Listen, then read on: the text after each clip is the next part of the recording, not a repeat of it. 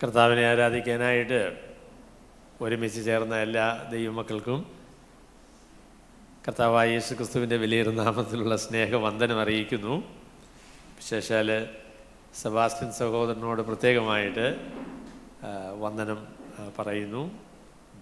സബ്കോ ധന്യവാദ് ദേത്താ ഹേ. ഹിന്ദിയിൽ കുറച്ച് കാര്യങ്ങളൊക്കെ പറഞ്ഞാൽ കൊള്ളാമെന്ന് എനിക്ക് ആഗ്രഹമുണ്ടെങ്കിലും അങ്ങനെ അങ്ങോട്ട് ഹിന്ദി വരുന്നില്ല. അപ്പം അങ്ങനെയൊരു ബുദ്ധിമുട്ടുണ്ട്. ക്ഷമ കർനാ ഹേ.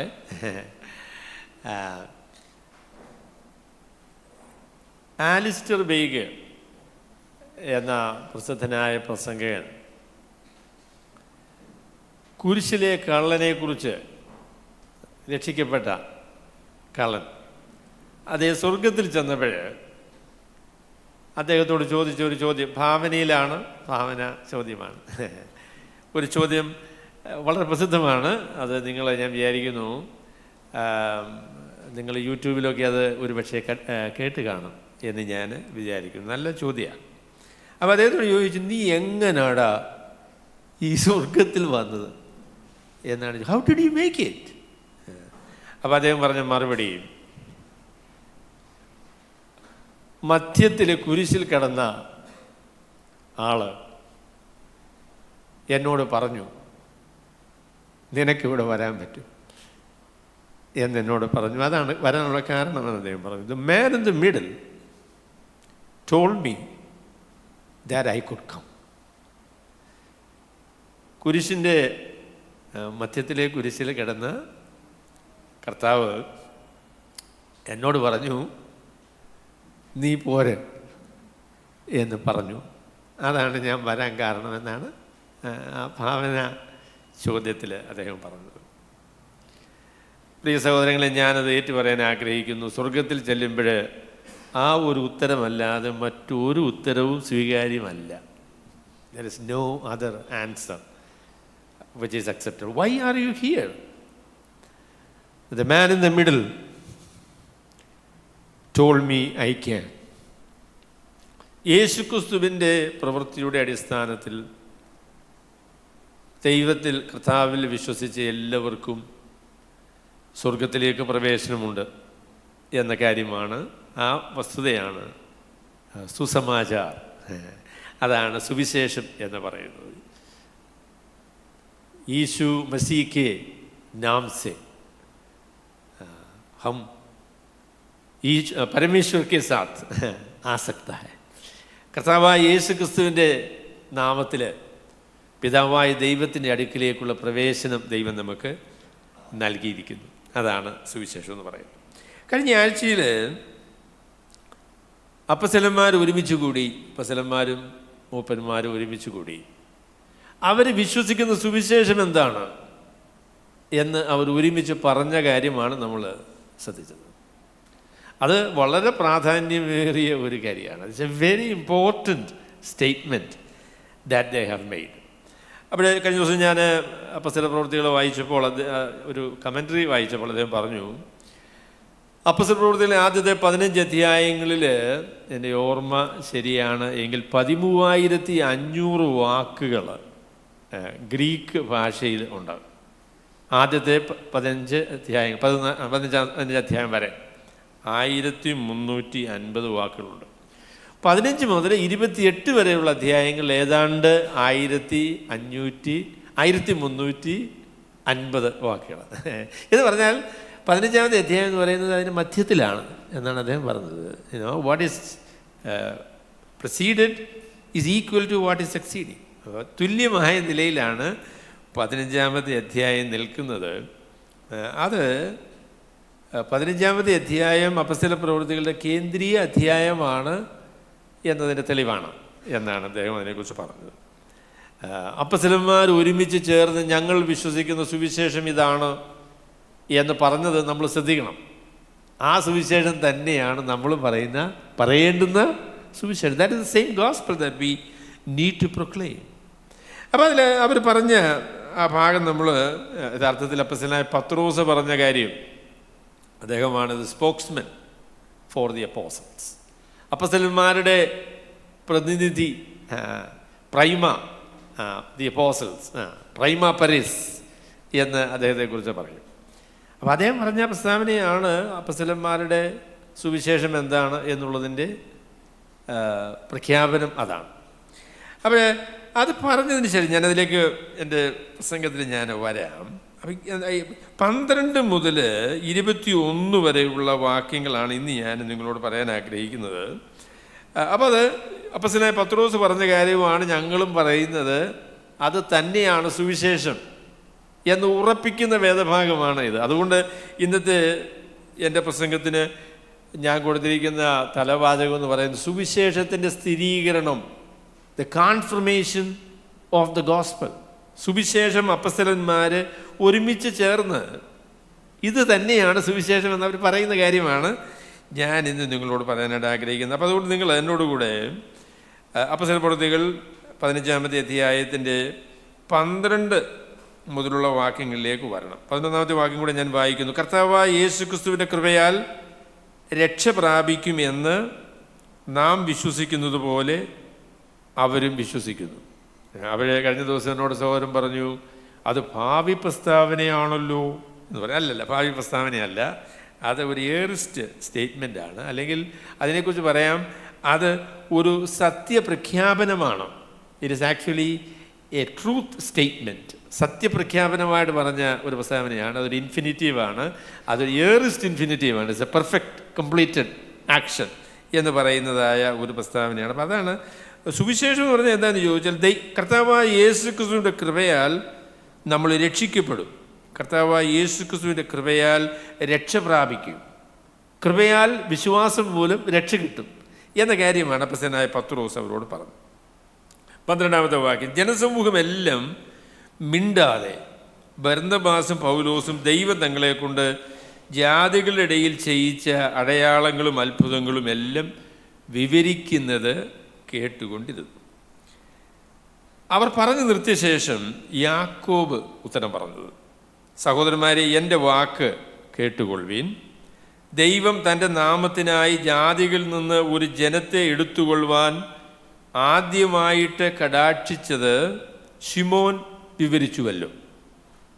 ഇതിനോട് പ്രവാചകന്മാരുടെ വാക്യങ്ങളും ഒക്കുന്നു. അനന്തരം ഞാൻ ദാവീദിൻ്റെ വീണുപോയ കൂടാരത്തെ വീണ്ടും പണിയും, അതിൻ്റെ ശൂന്യശിഷ്ടങ്ങളെ വീണ്ടും പണിത് അതിനെ നിവർത്തും. മനുഷ്യരിൽ ശേഷിച്ചവരും എൻ്റെ നാമം വിളിച്ചിരിക്കുന്ന സകല ജാതികളും കർത്താവിനെ അന്വേഷിക്കും എന്ന് ഇത് പൂർവ്വകാലം മുതൽ അറിയിക്കുന്ന കർത്താവ് അരുളി ചെയ്യുന്നു എന്ന് എഴുതിയിരിക്കുന്നുവല്ലോ. ആകയാൽ ജാതികളിൽ നിന്ന് ദൈവത്തിങ്കിലേക്ക് തിരിയുന്നവരെ നാം അസഹ്യപ്പെടുത്താതെ അവർ വിഗ്രഹമാലിന്യങ്ങൾ, പരസംഗം, ശ്വാസം മുട്ടിച്ചത്, രക്തം എന്നിവ വർജിച്ചിരിപ്പാൻ നാം അവർക്ക് എഴുതണം എന്ന് ഞാൻ അഭിപ്രായപ്പെടുന്നു. മോശയുടെ ന്യായപ്രമാണം ശബത്ത് തോറും പള്ളികളിൽ വായിച്ചു വരുന്നതിനാൽ പൂർവ്വകാലം മുതൽ പട്ടണം തോറും അത് പ്രസംഗിക്കുന്നവർ ഉണ്ടല്ലോ. അവിടെ സുവിശേഷം എന്താണ് എന്നതിനെ സംബന്ധിച്ചാണ് ഈ വേദഭാഗത്ത് ലൂക്കോസ് നമ്മളോട് പറയുന്നത്. What is the consensus of the understanding of the gospel among the apostles? അപ്പോസ്തലന്മാരുടെ മധ്യത്തിൽ സുവിശേഷത്തെ സംബന്ധിച്ചുള്ള അവരുടെ പൊതുവായ വിശ്വാസം എന്താണ് എന്നതിനെക്കുറിച്ചാണ് ലൂക്കോസ് പറയുന്നത്. അത് വളരെ പ്രധാനപ്പെട്ട കാര്യമാണ്. That is the apostolic gospel. അതാണ് അപ്പോസ്തലന്മാർ പ്രസംഗിച്ച സുവിശേഷം എന്ന് പറയുന്നതാണ്. അപ്പോൾ ആദ്യമായിട്ട് പറഞ്ഞ കാര്യം നമ്മൾ നേരത്തെ പറഞ്ഞല്ലോ. അപ്പോസ്തലനായ പത്രോസ് എഴുന്നേറ്റിട്ട് പറഞ്ഞു, ദൈവം എന്നെ ഒരു കാര്യത്തിന് വേണ്ടി തിരഞ്ഞെടുത്തു. എന്തിനായിട്ടാണ് തിരഞ്ഞെടുത്തത്? ജാതികളോട് സുവിശേഷം പറയാനുള്ള ഉത്തരവാദിത്വം. സുവിശേഷം എന്ന വാക്ക് അതിൻ്റെ നാമരൂപത്തിൽ അപ്പോസ്തല പ്രവൃത്തികൾ ഉപയോഗിച്ചിരിക്കുന്ന ഏക അവസരമാണ് അത്. He said, the Lord has entrusted that responsibility with me. എന്നിൽ ദൈവം ഒരു ഉത്തരവാദിത്വം എന്താണെന്ന് ചോദിച്ചാൽ സുവിശേഷം പറയുക, ജാതികളോട് സുവിശേഷം പറയുക എന്ന കാര്യമാണ്. അപ്പം ആ സുവിശേഷം എന്താണ്, അല്ലെങ്കിൽ അത് എങ്ങനെയാണ് ഞാൻ ആ സുവിശേഷം അവരോട് പറഞ്ഞതെന്നുള്ളതിനെക്കുറിച്ച് പത്രോസ് പറഞ്ഞു. അദ്ദേഹം പറഞ്ഞു, ഞാൻ സുവിശേഷം കൊർന്നല്യോസിൻ്റെ വീട്ടിൽ പറഞ്ഞുകൊണ്ട് നിൽക്കുമ്പോൾ, അവർ പരിച്ഛേദന ഏറ്റ ആളുകൾ അല്ല, പറഞ്ഞുകൊണ്ടിരിക്കുമ്പോൾ വിശ്വസിച്ച, കേട്ട എന്നാണ് വാക്കല്ലേ, കേട്ട എല്ലാവരുടെ മേലും വചനം കേട്ട. വചനം കേട്ട എന്നുള്ളതിൻ്റെ അർത്ഥം വചനം സ്വീകരിച്ച, കർത്താവായ യേശുക്രിസ്തുവിനെ സംബന്ധിക്കുന്ന സുവിശേഷം വിശ്വസിച്ച എല്ലാവരുടെ മേലും ദൈവത്തിൻ്റെ പരിശുദ്ധാത്മാവ് വന്നു. അല്ലെങ്കിൽ പറയാം, അപ്പസ്തലനായ പത്രോസ് പറയുന്നത്, യേശുക്രിസ്തുവിൽ വിശ്വസിച്ചാൽ പരിച്ഛേദനയോ മറ്റ് പ്രവൃത്തികളോ ഒന്നും കൂടാതെ മനുഷ്യർക്ക് രക്ഷ ലഭിക്കും എന്നുള്ളതിൻ്റെ തെളിവായി ദൈവം തൻ്റെ പരിശുദ്ധാത്മാവിനെ വിശ്വസിച്ചവരുടെ മേൽ അയച്ചു. അപ്പം അതുകൊണ്ട് യേശുക്രിസ്തുവിനെ സംബന്ധിക്കുന്ന സുവിശേഷം, നമ്മളുടെ പാപങ്ങളെ ചുമന്നുകൊണ്ട് കർത്താവായ യേശുക്രിസ്തു നമുക്ക് പകരക്കാരനായി മരിച്ചു, അടക്കപ്പെട്ടു, ഉയർത്തെഴുന്നേറ്റു. അതിനാൽ ദൈവം പാപത്തിന് ശിക്ഷയ്ക്ക് പരിഹാരം വരുത്തിയിരിക്കുന്നു. തന്നിൽ വിശ്വസിച്ച് ഈ രക്ഷ പ്രാപിക്കാൻ പറ്റും എന്നുള്ള കാര്യം അത് പറഞ്ഞപ്പോൾ ഈ വിശ്വസിച്ച എല്ലാവർക്കും ദൈവം പരിശുദ്ധാത്മാവിനെ കൊടുത്ത് ഈ പറഞ്ഞ സുവിശേഷം തന്നെയാണ് സുവിശേഷം എന്ന് ദൈവം അതിനെ തെളിയിച്ചു. He bore witness. കർത്താവായ യേശുക്രിസ്തു ദൈവത്തിന് പിതാവായ ദൈവം കർത്താവായ യേശുക്രിസ്തു പരിശുദ്ധാത്മാവിനെ വിശ്വസിച്ചവർക്ക് നൽകിക്കൊണ്ട് ഈ സുവിശേഷമാണ് സത്യസുവിശേഷം എന്ന് തെളിയിച്ചു എന്ന കാര്യമാണ് അപ്പസ്തലനായ പത്രോസ് പറഞ്ഞത്. 12-ാമത്തെ വാക്യത്തിൽ നമ്മൾ വായിക്കുന്ന കാര്യം, 12-ാമത്തെ വാക്യത്തിൽ ഇത് 2-ാമത്തെ സുവിശേഷത്തിലുള്ള തെളിവായിട്ടാണ് ലൂക്കോസ് പറയുന്നത്.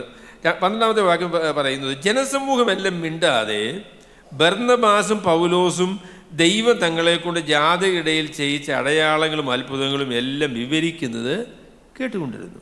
അപ്പോൾ ഒന്നാമത് പത്രോസ് പറഞ്ഞത്, ഞാൻ സുവിശേഷം പറഞ്ഞപ്പോൾ പരിച്ഛേദന ഏൽക്കാത്ത ഒരു പ്രത്യേകതയും ഇല്ലാത്ത ആളുകൾക്ക് ദൈവം പരിശുദ്ധാത്മാവിനെ കൊടുത്തു. അവർ ഒരു കാര്യമേ ചെയ്തുള്ളൂ, അതെന്താണെന്ന് ചോദിച്ചാൽ സുവിശേഷം വിശ്വസിച്ചു എന്നൊരു കാര്യം മാത്രമേ ചെയ്തുള്ളൂ. അതിൻ്റെ അടിസ്ഥാനത്തിലാണ് അവർക്ക് പരിശുദ്ധാത്മാവിനെ കിട്ടിയത്. അതുകൊണ്ട് സുവിശേഷം എന്ന് പറഞ്ഞാൽ യേശുക്രിസ്തു കാൽവരിയിലെ കുരിശിൽ ചെയ്ത പാപപരിഹാര ക്രമീകരണത്തിൽ വിശ്വസിക്കുന്നവർക്ക് ദൈവം പാപമോചനവും നിത്യജീവനും കൊടുക്കും എന്നുള്ളതാണ് എന്നാണ് അപ്പസ്തലനായ പത്രോസ് പറഞ്ഞത്. അപ്പോൾ അതിന് 2-ാമത്തെ തെളിവായിട്ട് ഇവിടെ ലൂക്കോസ് പറയുന്നത്, ഈ സുവിശേഷമാണ് അപ്പസ്തലനായ പൗലോസും ബർന്നബാസും അവരുടെ 1-ാം മിഷനറി യാത്രയിലെ ജാതികളുടെ മധ്യത്തിൽ പ്രസംഗിച്ചത്. അപ്പോൾ പൗലോസ് പ്രസംഗിച്ച സുവിശേഷത്തെ വേദശാസ്ത്രികൾ വിളിക്കുന്നത് ദി ലോ ഫ്രീ ഗോസ്പൽ എന്നാണ് പറയുന്നത്. എന്ന് പറഞ്ഞാൽ ന്യായപ്രമാണത്തിൻ്റെ അനുസരണം കൂടാതെ യേശുക്രിസ്തുവിലുള്ള വിശ്വാസത്താൽ മനുഷ്യർക്ക് രക്ഷ കിട്ടും എന്ന സന്ദേശമാണ് അപ്പസ്തലനായ പൗലോസും ബർന്നബാസും പറഞ്ഞത്. അപ്പോൾ ഈ പറഞ്ഞ സുവിശേഷം യഥാർത്ഥത്തിൽ ദൈവത്തിൻ്റെ സുവിശേഷം തന്നെയാണ് എന്നുള്ളതിന് തെളിവായിട്ട് കർത്താവ് എന്ത് ചെയ്തു? അത്ഭുതങ്ങളാലും അടയാളങ്ങളാലും വിവിധ വീര്യപ്രവൃത്തികളാലും. അപ്പം ഈ സുവിശേഷം പറഞ്ഞതിനോട് ചേർത്ത് ദൈവം അത്ഭുതങ്ങളും അടയാളങ്ങളും അവരുടെ മധ്യത്തിൽ ചെയ്തു. അതെന്താണ് തെളിയിക്കുന്നതെന്ന് ചോദിച്ചാൽ, ഗോഡ് ഓൾസോ ബോർ വിറ്റ്നസ്. എബ്രായ ലേഖനം 2-ാമത്തെ അധ്യായത്തിൽ സുവിശേഷത്തെക്കുറിച്ച് പറയുമ്പോൾ, ഇത്ര വലിയ രക്ഷയെക്കുറിച്ച് പറയുമ്പോൾ ആ ലേഖനകാരൻ പറയുന്നത് അത്ഭുതങ്ങളാലും അടയാളങ്ങളാലും വിവിധ വീര്യപ്രവൃത്തികളാലും ദൈവം സാക്ഷി നിന്നു എന്നാണ് പറയുന്നത്. അപ്പോൾ അത്ഭുതങ്ങളും അടയാളങ്ങളും ഇവർ പറഞ്ഞ സന്ദേശം സത്യമാണ് എന്നുള്ളതിൻ്റെ തെളിവാണ്, അതിനുള്ള സാക്ഷ്യമാണ് എന്നാണ് നമ്മൾ കാണുന്നത്. അപ്പോൾ ഇത് വിവരിക്കുന്നത് ആളുകൾ കേട്ട് മിണ്ടാതിരുന്നു. അപ്പോൾ സുവിശേഷം പ്രസംഗിക്കുമ്പോൾ അത് വിശ്വസിക്കുന്നവർക്ക് പരിശുദ്ധാത്മാവിനെ കിട്ടും. അപ്പോൾ അതുകൊണ്ട് സുവിശേഷം എന്ന് പറയുന്നത് യേശുക്രിസ്തുവിൽ കൂടെയുള്ള രക്ഷ വിശ്വാസത്താൽ സ്വീകരിക്കാൻ സാധിക്കും എന്ന് പറയുന്നതാണ്. അപ്പോൾ ഈ സുവിശേഷം തന്നെ അപ്പസ്തലനായ പൗലോസും ബർന്നബാസും പറഞ്ഞപ്പോൾ ദൈവം അത്ഭുതങ്ങളാലും അടയാളങ്ങളാലും അതിന് സാക്ഷി നിന്നു. അപ്പോൾ 2-ാമത്തെ തെളിവായി അല്ലേ? 2-ാമത്തെ തെളിവായി. ഇനി 3-ാമതാണ് നമ്മളുടെ യാക്കോബ് അപ്പോസ്തോലൻ അതിന് ഒരു അവസാന വാക്ക് പറയുന്നത്, ഉപസംഹാരമായിട്ട് യാക്കോബ് പറയുന്നത്. നമ്മൾ പറഞ്ഞാൽ അതൊരു ആശ്ചര്യമായല്ലേ? പത്രോസ് പറഞ്ഞതിന് ശേഷം പിന്നെ ഒരു വാക്ക് പറയാനായിട്ട് യാക്കോബ് മനസ്സ് വെച്ചു എന്ന് പറയുന്നത് അത് അത്ഭുതം അല്ലേ? അപ്പം യാക്കോബിന് ഇവിടെ യെരുശലേമിലെ സഭ ആരംഭിച്ചിട്ട് ഇപ്പോഴൊരു 15-16 വർഷമായിട്ടുണ്ട്. 15-16 വർഷം. ഇതൊരു AD 47 ആ കാലഘട്ടങ്ങളിലാണ്, 47-48 ആയിരിക്കാം, ആ കാലഘട്ടങ്ങളിലാണ് യെരുശലേം കൗൺസിൽ എന്ന് പറയുന്നത്. യെരുശലേമിലെ സഭയുടെ ആരംഭം എന്ന് പറയുന്നത് പെന്തക്കോസ്ത് നാളാണ്. അത് AD 32-33 ആ കാലഘട്ടങ്ങളിലാണ് യെരുശലേമിലെ സഭ. ഒരു 15-17 വർഷം ആയിട്ടുണ്ട്. അപ്പോൾ ഈ കാലഘട്ടത്തിൽ അവരുടെ മധ്യത്തിലെ ഒരുപക്ഷെ ഏറ്റവും സ്വാധീനമുള്ള മനുഷ്യനായിട്ട് യാക്കോബ് വളർന്നു. അപ്പം അപ്പോൾ യെരൂശലേമിലെ സഭയിലെ ഏറ്റവും കൂടിയ ആളാരാ, ഏറ്റവും സ്വാധീനമുള്ള ആണെന്ന് ചോദിച്ചാൽ യാക്കോബാണ് എന്ന് പറയേണ്ടി വരും. അപ്പോൾ ആ നിലയിലാണ്. അതിനോട് നിങ്ങൾ വിയോജിച്ചാൽ നമുക്ക് തമ്മിൽ വാദിക്കാം. അവസാന വാക്ക് പറയാനായിട്ട് യാക്കോബ് മനസ്സ് വെച്ചാൽ, അല്ലെങ്കിൽ അതിന് ഉള്ള അവസരം ലഭിച്ചതിൻ്റെ കാരണം അതാണ്. ഈ യാക്കോബ് ആരാ? ഈ യാക്കോബ് എന്ന് പറയുന്നത് കർത്താവായ യേശു ക്രിസ്തുവിൻ്റെ അർത്ഥ സഹോദരൻ എന്ന് പറഞ്ഞാൽ, കർത്താവിൻ്റെ അമ്മയായിരിക്കുന്ന മറിയയ്ക്ക് കർത്താവ് ജനിച്ചതിന് ശേഷം യോസേഫിൽ നിന്ന് മറ്റു മക്കൾ ഉണ്ടായിട്ടുണ്ട് എന്നാണ് ബൈബിൾ പറയുന്നത്. കത്തോലിക്കരോട് പറഞ്ഞാൽ, അടുത്ത് നിന്ന് പറഞ്ഞാൽ ചിലപ്പോൾ അവർ നമ്മളെ തല്ലും. പക്ഷേ സത്യം പറഞ്ഞിട്ട് തല്ല് വാങ്ങിച്ചാലും കുഴപ്പമൊന്നുമില്ല. That is actually what the Bible says. യാക്കോബ്, യോസേ, യൂദ എന്നവരുടെ സഹോദരനും ഇല്ലയോ, പിന്നെ മറ്റ് സഹോദരിമാരും നമ്മുടെ കൂടെ ഉണ്ടല്ലോ എന്നാണ് മർക്കോസിൻ്റെ സുവിശേഷം 10-ാമത്തെ അധ്യായത്തിലാണെന്ന് തോന്നുന്നു പറഞ്ഞിരിക്കുന്നത്. അപ്പോൾ യാക്കോബ് എന്ന് പറയുന്ന ആൾ കർത്താവായ യേശു ക്രിസ്തുവിൻ്റെ അർത്ഥ സഹോദരനാണ്. കർത്താവിൻ്റെ ജനനം പോലെ അല്ലല്ലോ മറ്റുള്ളവർ ജനിച്ചത്. അപ്പോൾ അതുകൊണ്ടാണ് അർത്ഥ പകുതി എന്ന് നമ്മൾ പറഞ്ഞതിൻ്റെ കാരണം അതാ. എന്നാൽ യാക്കോബിന് യെരൂശലേമിൽ ലഭിച്ച സ്വാധീനം എന്ന് പറയുന്നത് കർത്താവിൻ്റെ സഹോദരനായിരുന്നു എന്നുള്ള ആ ഒരു പേരിൽ അല്ല. അതിൽ കവിഞ്ഞ ഒരു കാരണം അതിനുണ്ട്. അങ്ങനെ ആയിരുന്നെങ്കിൽ യാക്കോബിനോട് കൂടെ യൂദായിക്കും യോസേയ്ക്കും ഈ പ്രാധാന്യം കിട്ടണം, അല്ലയോ? അവരും ഇതുപോലെ തന്നെ കർത്താവിൻ്റെ സഹോദരന്മാരില്ലയോ? എന്നാൽ അവർക്കത് കിട്ടിയില്ല. അവിടെ യാക്കോബിനെ കുറിച്ച് പറയുന്നൊരു കാര്യമുണ്ട് കേട്ടോ. യാക്കോബിന് ചില അവസരങ്ങളിൽ എനിക്ക് ചില പ്രയാസമൊക്കെ യാക്കോബിനോട് വന്നിട്ടുണ്ട്. കാരണം യാക്കോബിൻ്റെ ലേഖനം വായിക്കുക ചിലപ്പോൾ അയ്യോ സുവിശേഷം അല്പം ബുദ്ധിമുട്ടാക്കിയല്ലോ എന്നൊക്കെ ഞാൻ യാക്കോബിനെ കുറിച്ച് വിചാരിച്ചിട്ടുണ്ട്. അത് എൻ്റെ ബുദ്ധിമുട്ടാകും കേട്ടോ, അല്ലാതെ യാക്കോബിൻ്റെ ബുദ്ധിമുട്ടല്ല. യാക്കോബ് നല്ല മനുഷ്യനായിരുന്നു. ജോസീഫസ് എന്ന് പറയാം, ബൈബിളിൽ അതിനെക്കുറിച്ച് പറഞ്ഞിട്ടില്ല. ജോസീഫസ് എന്ന് പറഞ്ഞ ആൾ പറഞ്ഞു യാക്കോബിനെ ഇവർ കല്ലെറിഞ്ഞു കൊന്നു കേട്ടോ. അദ്ദേഹം അങ്ങനെയാണ് അവസാനം കൊല്ലപ്പെടുന്നത്. AD 70 ദുരന്തത്തിന് കാരണം യാക്കോബ് എന്ന് പറയുന്ന ആ ഭക്തനായ മനുഷ്യനെ എറിഞ്ഞു കൊന്നതാണ് എന്നാണ് യോസീഫസിൻ്റെ അഭിപ്രായം എന്ന് പറയുന്നത്. അദ്ദേഹത്തിൻ്റെ കാൽമുട്ടുകൾ ആനയുടെ കാല് പോലെ ആയിരുന്നവൻ, അല്ലെങ്കിൽ ആനയുടെ ശരീരം പോലെ എന്ന് പറഞ്ഞാൽ അദ്ദേഹം മുട്ടിന്മേൽ നിന്ന് പ്രാർത്ഥിക്കുന്ന മനുഷ്യനായിരുന്നു. ഭയങ്കര തഴമ്പായിരുന്നു മുട്ടിൽ. ജെയിംസ് ദ ജസ്റ്റ് എന്നാണ് അദ്ദേഹത്തെക്കുറിച്ച് പറഞ്ഞിരുന്നത് കേട്ടോ. വളരെ ഭക്തനായ മനുഷ്യനായിരുന്നു, ഭയങ്കര ഭക്തിയുള്ള ആളായിരുന്നു. അപ്പോൾ ഞാൻ പറയാൻ ആഗ്രഹിക്കുന്ന കാര്യം, ഒരു വ്യക്തിക്ക് സ്വാധീനവും പ്രാധാന്യവും ലഭിക്കുന്നത് അദ്ദേഹത്തിൻ്റെ ഭക്തിയും ദൈവാശ്രയവും അദ്ദേഹത്തിൻ്റെ ശുശ്രൂഷകളുമാണ് പ്രധാനമായി. അങ്ങനെയല്ലേ? ഒരു വ്യക്തിക്ക് നമുക്ക് പ്രാധാന്യം കിട്ടണമെന്ന് നിങ്ങൾക്ക് ആഗ്രഹമുണ്ടോ? കർത്താവ് പറഞ്ഞ വഴി എന്താ? നിങ്ങൾ നല്ല ഭക്തന്മാരാകാൻ പറഞ്ഞു. ഭക്തനാകുന്നത് ബുദ്ധിമുട്ടാണ്. അതുകൊണ്ട് പ്രാധാന്യം കിട്ടാനാണ് വേറെ വഴി അന്വേഷിക്കുന്നതാണ് എളുപ്പം. എന്നാൽ ദൈവത്തിൻ്റെ വഴി അതല്ല കേട്ടോ. How you can be important? You become important because you are a very very godly person. ഭക്തിയുള്ള ഒരു മനുഷ്യനായിട്ട്, ദൈവത്തെ ഭയപ്പെടുന്ന ഒരാളായിട്ട് തീരുകയാണ് എങ്കിൽ ദൈവത്തിൻ്റെ മുൻപാകെ നമ്മൾ വളരെ പ്രാധാന്യമുള്ള ആളുകളല്ലേ. കർത്താവ് നമ്മൾ സ്വീകരിച്ചു എന്നുള്ളത് കൊണ്ടുള്ള പ്രാധാന്യം നമുക്കുണ്ട് കേട്ടോ. എന്നാൽ വി ക്യാൻ ബി, നിങ്ങൾ വലിയവനാകാൻ ഇച്ഛിക്കുന്നത് എല്ലാവരുടെയും ദാസനാകട്ടെ അല്ലേ. ജെയിംസ് വാസ് എ വളരെ റിമാർക്കബിൾ പേഴ്സൺ. അദ്ദേഹം വളരെ ശ്രദ്ധേയനായ ഒരു മനുഷ്യനായിരുന്നു എന്നാണ് പറയുന്നത്. അപ്പം ഞാൻ സഹോദരിമാരോടും പറയാം, ഡു യു വാണ്ട് ഇമ്പോർട്ടൻസ്?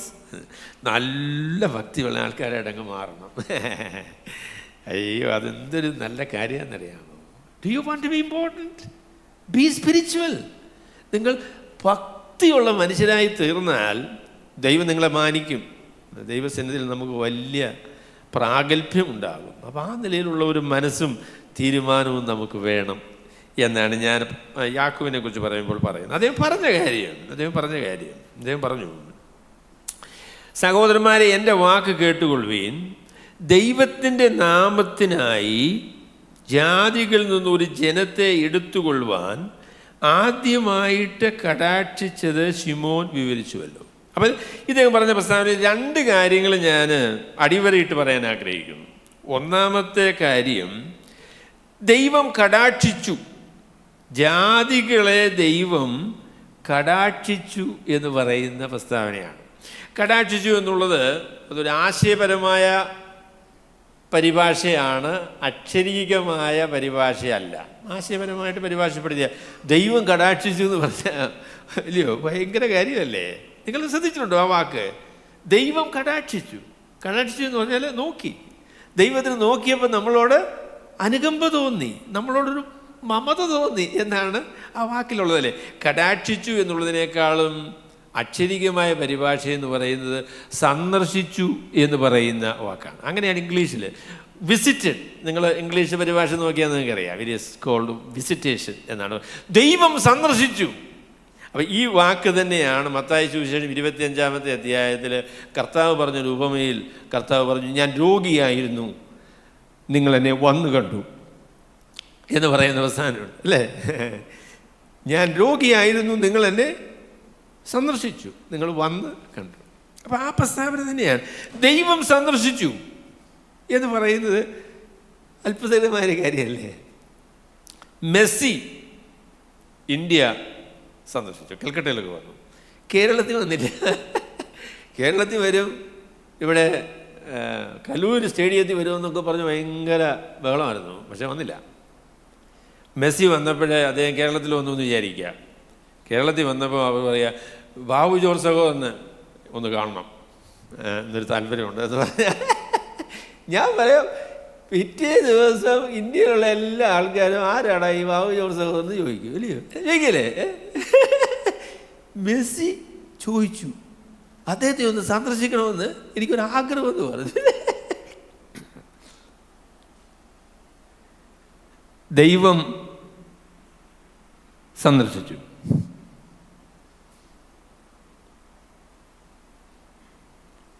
അതൊരു അത്ഭുതമല്ലേ? came to see me, കാണാൻ വന്നു എന്ന് അങ്ങനെയാ പറയുന്നത്. ജാതികളെ സന്ദർശിക്കുവാൻ ദൈവം തീരുമാനിച്ചതിനെ കുറിച്ച് നമ്മളെ ഓരോരുത്തരെയും അടുക്കൽ വന്ന് നമ്മളുമായി സന്ധിക്കുവാൻ, നമ്മളെ കാണാൻ, നമ്മളുമായി ബന്ധം സ്ഥാപിക്കുവാൻ കർത്താവ് വന്നതിനെക്കുറിച്ചാണ് യാക്കോബ് പറയുന്നത്. എൻ്റെ പൊന്ന സഹോദരങ്ങളെ, നമ്മുടെ ജീവിതത്തിൻ്റെ ഏറ്റവും വലിയ ആശ്വാസവും പ്രശംസയും അത് തന്നെയാണ്. God visited me. കർത്താവ് എന്നെ സന്ദർശിക്കാനായിട്ട് വന്നു. കർത്താവിനെ വന്നു കണ്ടു. He came to see me. ഹംകോ മിൽനെ കെ ലിയേ പരമേശ്വർ ആയ. എന്നെ കാണാനായിട്ട് കർത്താവായ യേശു ക്രിസ്തു ദൈവം ഈ ലോകത്തിലേക്ക് വന്നു, എൻ്റെ അടുക്കിലേക്ക് വന്നു എന്നതാണ് എൻ്റെ ഏറ്റവും വലിയ പ്രശംസ എന്ന് പറയുന്ന അതാണ്. രണ്ടാമത് അദ്ദേഹം പറഞ്ഞ വാക്ക്, പറഞ്ഞതായിരിക്കുന്ന കാര്യം, അദ്ദേഹം പറഞ്ഞു ദൈവത്തിൻ്റെ നാമത്തിനായി ജാതികളിൽ നിന്നൊരു ജനത്തെ എടുത്തുകൊള്ളുവാൻ. ദൈവം തൻ്റെ നാമത്തിനായി ജാതികളിൽ നിന്ന് ഒരു ജനത്തെ. അവിടെ പഴയ നിയമകാലത്ത് ദൈവത്തിൻ്റെ ജാതി, ദൈവത്തിൻ്റെ ജനം എന്ന് പറയുന്ന ആ അവകാശം ഇസ്രയേൽ മക്കൾ അവർക്ക് വേണ്ടി മാത്രം പറഞ്ഞിരുന്നൊരു പേരാകട്ടോ. യഹോവ ദൈവമായിരിക്കുന്ന ജാതിയും അവൻ തിരഞ്ഞെടുത്ത ജനവും ഭാഗ്യമുള്ളത്. We are the people of God. ദൈവത്തിൻ്റെ ജനമാണ് എന്ന് പറയുന്ന കാര്യം. എഫ് ബ്രൂസ് എന്ന് പറയുന്ന പ്രസിദ്ധനായ പണ്ഡിതൻ 20-ാം നൂറ്റാണ്ടിലെ ഏറ്റവും ഉന്നതനായ, ഏറ്റവും പ്രസിദ്ധനായ സുവിശേഷ വിഹിത പണ്ഡിതനാണ് എഫ് ബ്രൂസ്. അദ്ദേഹത്തെക്കാളും പണ്ഡിതനായിരിക്കുന്ന ഒരാൾ 20-ാം നൂറ്റാണ്ടിൽ ഉണ്ടായിട്ടില്ല. അപ്പം അദ്ദേഹം പറഞ്ഞു, പ്രോബബ്ലി ഇത് അപ്പസ്തല പ്രവൃത്തികളിലെ ഏറ്റവും നടുക്കുന്ന പ്രസ്താവനയാണ് എന്നാണ് അദ്ദേഹത്തിനെ കുറിച്ച് പറഞ്ഞത്. കാരണം ചോദിച്ചാൽ ജാതികളെ ദൈവത്തിൻ്റെ ജനമെന്ന് വിളിക്കുന്നൊരു പരിപാടി ഉണ്ടായിരുന്നില്ല കേട്ടോ. ജാതികളെ ദൈവത്തിൻ്റെ ജനം എന്ന് വിളിക്കുന്നൊരു പരിപാടി ഉണ്ടായിരുന്നില്ല. അവിടെ ദൈവം ആളുകളെ, ജാതികളെ സന്ദർശിച്ച് ജാതികളുടെ അടുക്കലേക്ക് ചെന്നിട്ട് അവരോട് പറഞ്ഞു, നിങ്ങൾ ഇനി എൻ്റെ മക്കൾ, എൻ്റെ ജനമാണ് എന്ന് പറഞ്ഞു. That's what he did. നമ്മളെ സന്ദർശിക്കാനായിട്ട് വന്നു. സന്ദർശിച്ചു കഴിഞ്ഞപ്പോൾ എന്താ പറഞ്ഞത്? കുഞ്ഞെ, യു ബിലോങ് ടു മീ. നീ എൻ്റെ കൂടെ, എൻ്റെ ആളാണ്, എൻ്റെ മകനാണ്, എൻ്റെ മകളാണ്, എൻ്റെ പക്ഷാണ്, നിങ്ങൾ എൻ്റെ ആൾക്കാരാണ് എന്ന് കർത്താവ് ജാതികളായിരിക്കുന്ന നമ്മൾ ഓരോരുത്തരോടും പറഞ്ഞു എന്ന കാര്യമാണ് ഇവിടെ യാക്കോബ് അപ്പോസ്തലൻ പറയുന്നത്. ദൈവത്തിൻ്റെ ജനം, തൻ്റെ നാമത്തിന് വേണ്ടി ഒരു ജനം എന്ന നിലയിൽ ജാതികളെ സ്വീകരിക്കാനായിട്ട് ദൈവം തീരുമാനിച്ചതിനെക്കുറിച്ച് ശിമോൻ പറഞ്ഞത്, ഞാൻ വിചാരിക്കുന്നു യാക്കോബിനും പത്രോസിനും തമ്മിൽ നല്ല ബന്ധമാകട്ടു. അപ്പം കഴിഞ്ഞിട്ട് പുള്ളിയുടെ പ്രൈവറ്റ് പേരാണ് ശിമോൻ എന്ന് പറയുന്നത്. എന്നെ ഞങ്ങളുടെ വീട്ടിലുള്ള ആൾക്കാർ ബാബുക്കുട്ടി എന്നാണ് വിളിക്കുന്നത്. നിങ്ങൾ ആരും അങ്ങനെ കേട്ടുകയാണല്ലേ? ബാബുക്കുട്ടി എന്ന് വിളിക്കുക, അത് പ്രൈവറ്റ് പേരാ. അപ്പം അതുപോലെ യാക്കോബ് അപ്പോസ്തലൻ ഇദ്ദേഹത്തെ വിളിക്കുന്നത് ശിമോൻ എന്നാണ് വിളിക്കുന്നത്, Simon. That is his original name. നല്ല ബന്ധമാണ് അവർ തമ്മിലുള്ളത്. ശിമോൻ വിവരിച്ചത് നിങ്ങൾ കേട്ടുവല്ലോ എന്ന് പറഞ്ഞു. അപ്പോൾ യാക്കോബ് അപ്പോസ്തലൻ പറയുന്നത്, ജാതികളായിരിക്കുന്ന ആളുകളെ ദൈവം വിളിച്ച് തൻ്റെ മക്കളാക്കി തീർക്കുവാനായിട്ട് അതിനുപയോഗിച്ച മുഖാന്തരം ആ പരിപാടിയാണ് സുവിശേഷം എന്ന് പറയുന്നത്.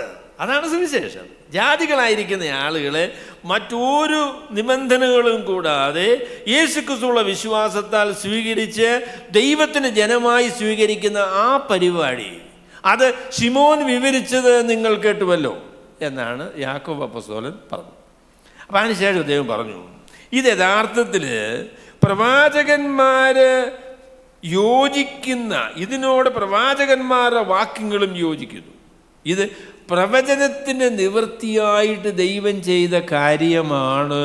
ഇത് പഴയ നിയമത്തിൻ്റെ പൂർത്തീകരണമാണ് എന്നാണ് യാക്കോബ് അപ്പോസ്തലൻ പറയുന്നത്. എന്നിട്ട് അദ്ദേഹം പറഞ്ഞു,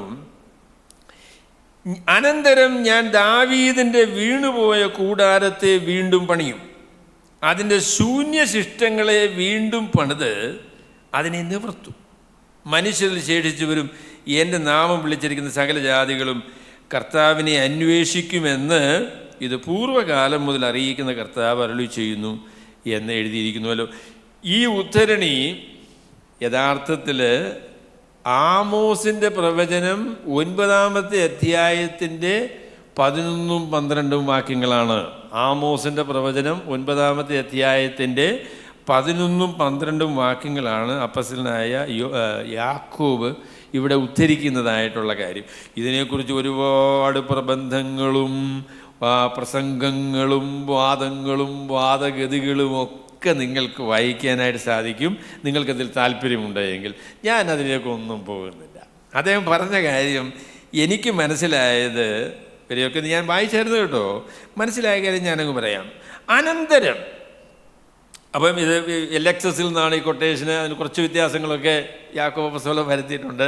അപ്പോൾ പഴയ നിയമത്തിൽ നിന്ന് അപ്പോസ്തലന്മാരെ ഉദ്ധരണി പറയുമ്പോഴേ ചില അവസരങ്ങൾ കുറേ വ്യത്യാസം അവർ വരുത്തിയിട്ടുണ്ട്. എന്ന് പറയുന്നത്, ദൈവത്തിൻ്റെ പരിശുദ്ധാത്മാവിനാൽ പഴയ നിയമത്തിൽ പറഞ്ഞതിനേക്കാളും വിശാലമായ രീതിയിലുള്ള അർത്ഥത്തിൽ ഇത് മനസ്സിലാക്കണം എന്ന് ഉള്ളത് കൊണ്ടാണ് അവർ ആ വ്യത്യാസം വരുത്തി അതിനെക്കുറിച്ച് പറഞ്ഞിരിക്കുന്നത്. They are inspired writers, inspired speakers. They can quote the Old Testament and make alterations to fit into the application. അപ്പോൾ അതിന് ഉള്ളതായിരിക്കുന്ന വ്യത്യാസങ്ങൾ വരുത്താനുള്ള സ്വാതന്ത്ര്യം അവർക്കുണ്ട്. അപ്പോൾ അത് അങ്ങനെ വലിയ കൂടിയ വ്യത്യാസങ്ങളൊന്നും ഇല്ല. എങ്കിലും അദ്ദേഹം പറഞ്ഞ കാര്യം ഞാനങ്ങ് പറയാം. അദ്ദേഹം പറഞ്ഞു, അനന്തരം. അനന്തരം എന്ന് പറയുന്നത് ആഫ്റ്റർ ദിസ് ടൈം എന്നാണ് ഇംഗ്ലീഷിൽ. After this time, after this time എന്ന് പറയുന്നത് ഏത് കാലമാണ്? ആഫ്റ്റർ ദിസ് ടൈം എന്ന് പറയുന്ന കർത്താവായ യേശു ക്രിസ്തു ഈ ലോകത്തിലേക്ക് വന്നതിന് ശേഷമുള്ള കാലത്തെക്കുറിച്ചാണ് യാക്കോബ് അപ്പോസ്തലൻ പറയുന്നത്. ആഫ്റ്റർ ദിസ് ടൈം, യേശു ക്രിസ്തു വന്നതിന് ശേഷമുള്ള കാലം. എന്താ ചെയ്യാൻ പോകുന്നത്? ഞാൻ ദാവീദിൻ്റെ വീണുപോയ കൂടാരത്തെ വീണ്ടും പണിയും എന്ന് പറഞ്ഞു. അവിടെ നിങ്ങൾക്കറിയാമല്ലോ, നിങ്ങൾക്കറിയാം എന്ന് ഞാൻ വിചാരിക്കുന്നു, BC 530 പ്രവാസത്തിൽ നിന്ന് യഹൂദന്മാർ ഇസ്രയേലിലേക്ക് മടങ്ങി വരുന്നത്. BC 530, 520 ആ കാലഘട്ടങ്ങളിലാണ്. പിന്നെ പല അവസരങ്ങളിലായിട്ട് പിന്നെ ആൾക്കാർ വന്നു, ഇസ്രയേലിൽ ആളുകൾ അവർ വന്നു. പിന്നെ അവർ ദേവാലയം പണിത കാര്യവും അവർ ഒരു രാജ്യമായി അവിടെ നിലനിന്ന കാര്യമൊക്കെ നമുക്കറിയാം. പക്ഷേ എങ്കിലും ഒരു കാര്യം അവർക്ക് നഷ്ടമായി. അതെന്താണെന്ന് ചോദിച്ചാൽ, പ്രവാസത്തിന് ശേഷം ദാവീദിൻ്റെ സന്തതി പരമ്പരകളിലുള്ള ആരും അവരുടെ ഭരണകർത്താക്കന്മാരായിട്ട് ഉണ്ടായിരുന്നില്ല. ഹസ്മോണിയൻ ഡൈനസ്റ്റി എന്ന് പറയുന്ന ഒരു ക്രമീകരണം ഉണ്ടായിരുന്നു കേട്ടോ. ഹസ്മോണിയൻ ഡൈനസ്റ്റി അത് BC 190 മുതലുള്ളതായിരിക്കുന്ന കാലങ്ങളിൽ ഉള്ള ഒരു ക്രമീകരണമാണ്. പക്ഷേങ്കിൽ ഹാസ്മോണിയൻ ഡൈനസ്റ്റിയുടെ വലിപ്പം എന്ന് പറയുന്നത് ഇന്നത്തെ ഇസ്രായേലിനേക്കാളും വലുതായിരുന്നു. വലിയ അവർക്ക് മിക്കവാറും സ്ഥലങ്ങളൊക്കെ കിട്ടിയതായിരുന്നു. പക്ഷേങ്കിൽ ഒരു പരാജയം, അവരെ ഭരിച്ചത് ദാവീദിൻ്റെ സന്തതി പരമ്പരയിലുള്ള ആളുകളായിരുന്നില്ല. അവർക്ക് അങ്ങനെയുള്ള ഭരണകർത്താക്കന്മാരുണ്ടായിരുന്നില്ല. അപ്പം ദാവീദിൻ്റെ കൂടാരം പ്രവാസത്തിന് ശേഷം പണിയാനായിട്ട് സാധിച്ചില്ല. അല്ലെങ്കിൽ അവർക്ക് ദാവീദിൻ്റെ സന്തതിയിൽ നിന്ന് ഉള്ള രാജാക്കന്മാർ, ദാവീദിൻ്റെ സിംഹാസനം ഇസ്രായേലിൽ ഉണ്ടായിരുന്നില്ല. എന്നാൽ കർത്താവായ യേശുക്രിസ്തുവിനെ കുറിച്ച് സുവിശേഷങ്ങൾ പറയുന്ന കാര്യം എന്താണ്? അബ്രഹാമിൻ്റെ സന്തതിയായി ദാവീദിൻ്റെ പുത്രനായ, അബ്രഹാമിൻ്റെ പുത്രനായ ദാവീദിൻ്റെ പുത്രനായ യേശുക്രിസ്തുവിൻ്റെ വംശാവലി. അപ്പം ദാവീദിൻ്റെ സിംഹാസനത്തിൻ്റെ പുനഃസ്ഥാപനം എന്ന് പറയുന്നത് കർത്താവായ യേശുക്രിസ്തുവിൻ്റെ ആഗമനത്തോടുകൂടെയാണ്. ഇവൻ യഹൂദന്മാരുടെ രാജാവാണ് എന്ന് അവർ വിദ്വാൻമാർ കർത്താവിനെ കുറിച്ച് പറഞ്ഞു. കർത്താവിനെ ക്രൂശിച്ചപ്പോഴും അവരെന്താ പറഞ്ഞത്? യഹൂദന്മാരുടെ രാജാവ്. He is the true king of the juice. യഹൂദന്മാരുടെ സത്യസന്ധമായിരിക്കുന്ന രാജാവെന്ന് പറയുന്ന കർത്താവായ യേശുക്രിസ്തുവാണ്. 2-ാം സങ്കീർത്തനത്തിൽ പറയുന്ന പോലെ, ഞാൻ നിന്നെ ജനിപ്പിച്ചിരിക്കുന്നു, ഇന്ന് ഞാൻ നിന്നെ ജനിപ്പിച്ചിരിക്കുന്നു, നീ എന്നോട് ചോദിച്ചു കൊള്ളുക, ഞാൻ നിനക്ക് ജാതികളെ അവകാശമായി ഭൂമിയുടെ അറ്റങ്ങളെ കൈവശമായും തരും എന്ന് പിതാവായ ദൈവം പറഞ്ഞു. അപ്പോഴേ യാക്കോബ് പുസ്തകം പറയുന്നത് കർത്താവായ യേശുക്രിസ്തുവിൻ്റെ മരണ പുനരുത്ഥാനങ്ങളും തൻ്റെ സ്വർഗാരോഹണത്തോടും കൂടെ ദാവീദിൻ്റെ സിംഹാസനത്തിൻ്റെ പുനഃസ്ഥാപനം നടന്നു എന്നുള്ളതായിരിക്കുന്ന കാര്യമാണ് യാക്കോബ് നമ്മളോട് പറയുന്നത്.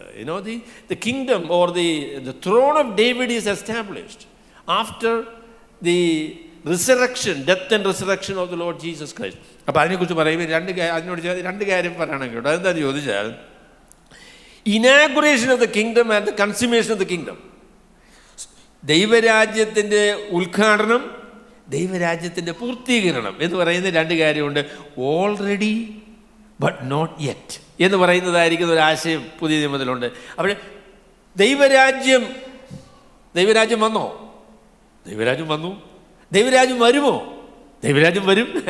അവിടെ വന്ന ദൈവരാജ്യം എന്ന് പറയുന്ന ഒരു ആശയമുണ്ട്, വരാനിരിക്കുന്ന ദൈവരാജ്യം എന്ന് പറയുന്നതായിരിക്കുന്ന ഒരു ആശയമുണ്ട്. എന്ന് പറഞ്ഞാൽ കർത്താവ് പറഞ്ഞു, കർത്താവായ യേശുക്രിസ്തുവിൽ വിശ്വസിച്ച് വീണ്ടും ജന്മം പ്രാപിച്ചാൽ നിങ്ങൾ ദൈവരാജ്യത്തിൽ പ്രവേശിക്കുമെന്നാണ് പറഞ്ഞല്ലേ? അങ്ങനെയല്ലേ പറഞ്ഞേ? You will enter into the kingdom.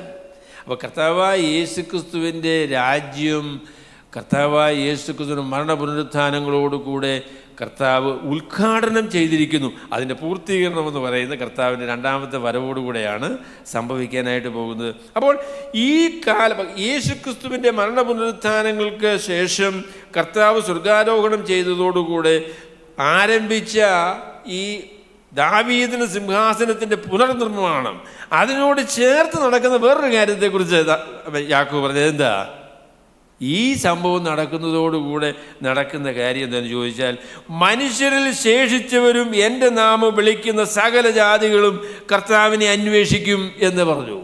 അപ്പോൾ ഈ ദാവീദിൻ്റെ സിംഹാസനത്തിൻ്റെ പുനഃസ്ഥാപനത്തോടുകൂടെ സംഭവിക്കുന്ന കാര്യം എന്താണെന്ന് ചോദിച്ചാൽ, ഇനിയും ഈ സിംഹാസനം, ഈ രാജ്യമെന്ന് പറയുന്നത് യഹൂദന്മാർക്ക് വേണ്ടി മാത്രമുള്ളൊരു ക്രമീകരണമല്ല. കർത്താവിൻ്റെ നാമം വിളിച്ചപേക്ഷിക്കുവാനായിട്ട് മനസ്സുള്ള എല്ലാ മനുഷ്യർക്കും കർത്താവിൻ്റെ അടുക്കിലേക്ക് വരുവാനുള്ള ക്രമീകരണമായിട്ടാണ് ഈ രാജ്യത്തിൻ്റെ സ്ഥാപനം കർത്താവായ യേശുക്രിസ്തുവിൽ കൂടെ ദൈവം ചെയ്തിരിക്കുന്നത്. Now you can enter into the kingdom. മനുഷ്യരിൽ ശേഷിച്ചവരും എൻ്റെ നാമം വിളിക്കുന്ന സകല ജാതികളും. അതെത്രയോ അത്ഭുതകരമായിരിക്കുന്ന കാര്യമാണ്.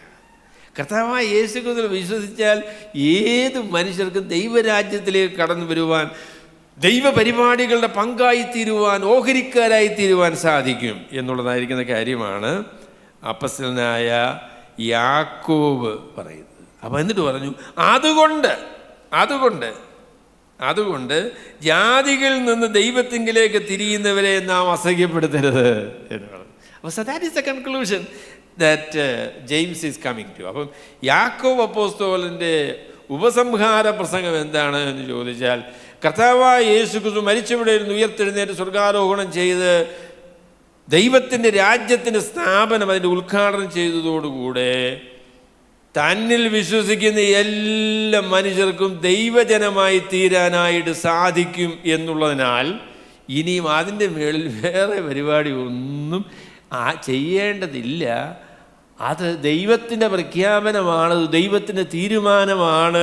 പ്രവാചകന്മാരുടെ ശബ്ദമെല്ലാം ഇതിനോട് ചേർന്ന് വരുന്നു എന്നുള്ളതായിരിക്കുന്ന കാര്യമാണ് അപ്പസ്തലനായ യാക്കോബ് പറഞ്ഞത്. അപ്പോൾ സുവിശേഷം എന്താണ് എന്ന് ചോദിച്ചാൽ, കർത്താവായ യേശുക്രിസ്തുവിനെ വിളിച്ചപേക്ഷിക്കുന്ന എല്ലാവർക്കും, യേശുക്രിസ്തുവിൽ വിശ്വസിക്കുന്നവർക്ക് ദൈവജനമായി തീരുവാൻ, ദൈവിക പരിപാടികളുടെ ഭാഗമായി തീരുവാൻ മറ്റൊന്നിൻ്റെയും ആവശ്യമില്ല. നിങ്ങളിനി അവരെ ശല്യപ്പെടുത്തരുത് എന്നതാണ്. ശല്യപ്പെടുത്തുക എന്നുള്ളതായിരിക്കുന്ന വാക്കും വളരെ രസകരമാണ്. വെറുതെ ബുദ്ധിമുട്ടും പ്രയാസവും ഒന്നും ഇനി അവർക്കുണ്ടാക്കണ്ട എന്നുള്ളതായിരിക്കുന്ന കാര്യമാണ് യാക്കോബ് അപ്പോസ്തലൻ പറഞ്ഞത്. അപ്പോൾ സുവിശേഷം എന്താണ്?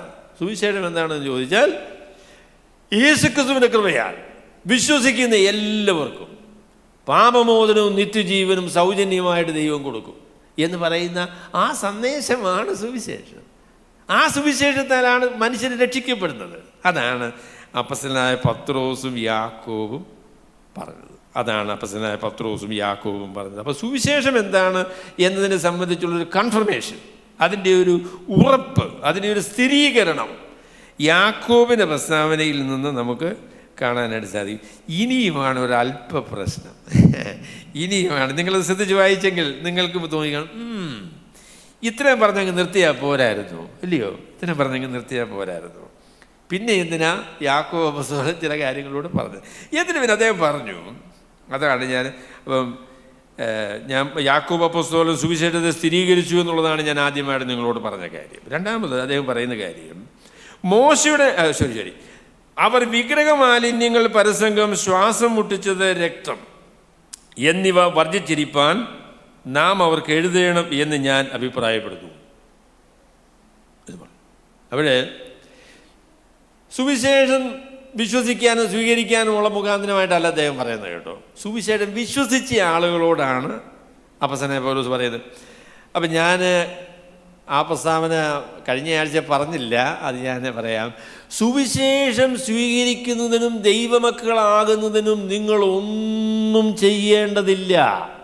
എന്നാൽ സുവിശേഷം വിശ്വസിച്ച ആളുകൾ, സുവിശേഷം സ്വീകരിച്ച ആളുകൾ സുവിശേഷത്തോടുള്ള അനുസരണമായി, സുവിശേഷത്തിൻ്റെ ഫലമായി ജീവിതത്തിൽ അനുസരണവും സമർപ്പണവും ഒക്കെ ഉള്ള ആളുകളായിരിക്കണം. അപ്പം അതിനെക്കുറിച്ച് വേഗം ഒരു ഉദാഹരണം പറയുകയാണെങ്കിൽ, ഒരു കുടുംബത്തിൽ ജനിക്കാൻ നിങ്ങളൊന്നും ചെയ്യണ്ട. നിങ്ങൾ ആരെങ്കിലും മക്കളായി തീർന്ന് നിങ്ങൾ എന്തെങ്കിലും ചെയ്തിട്ടാണോ? അതോ? അല്ലല്ലോ. മക്കളെന്ന് പറയുന്നത് ദാനമാണ്.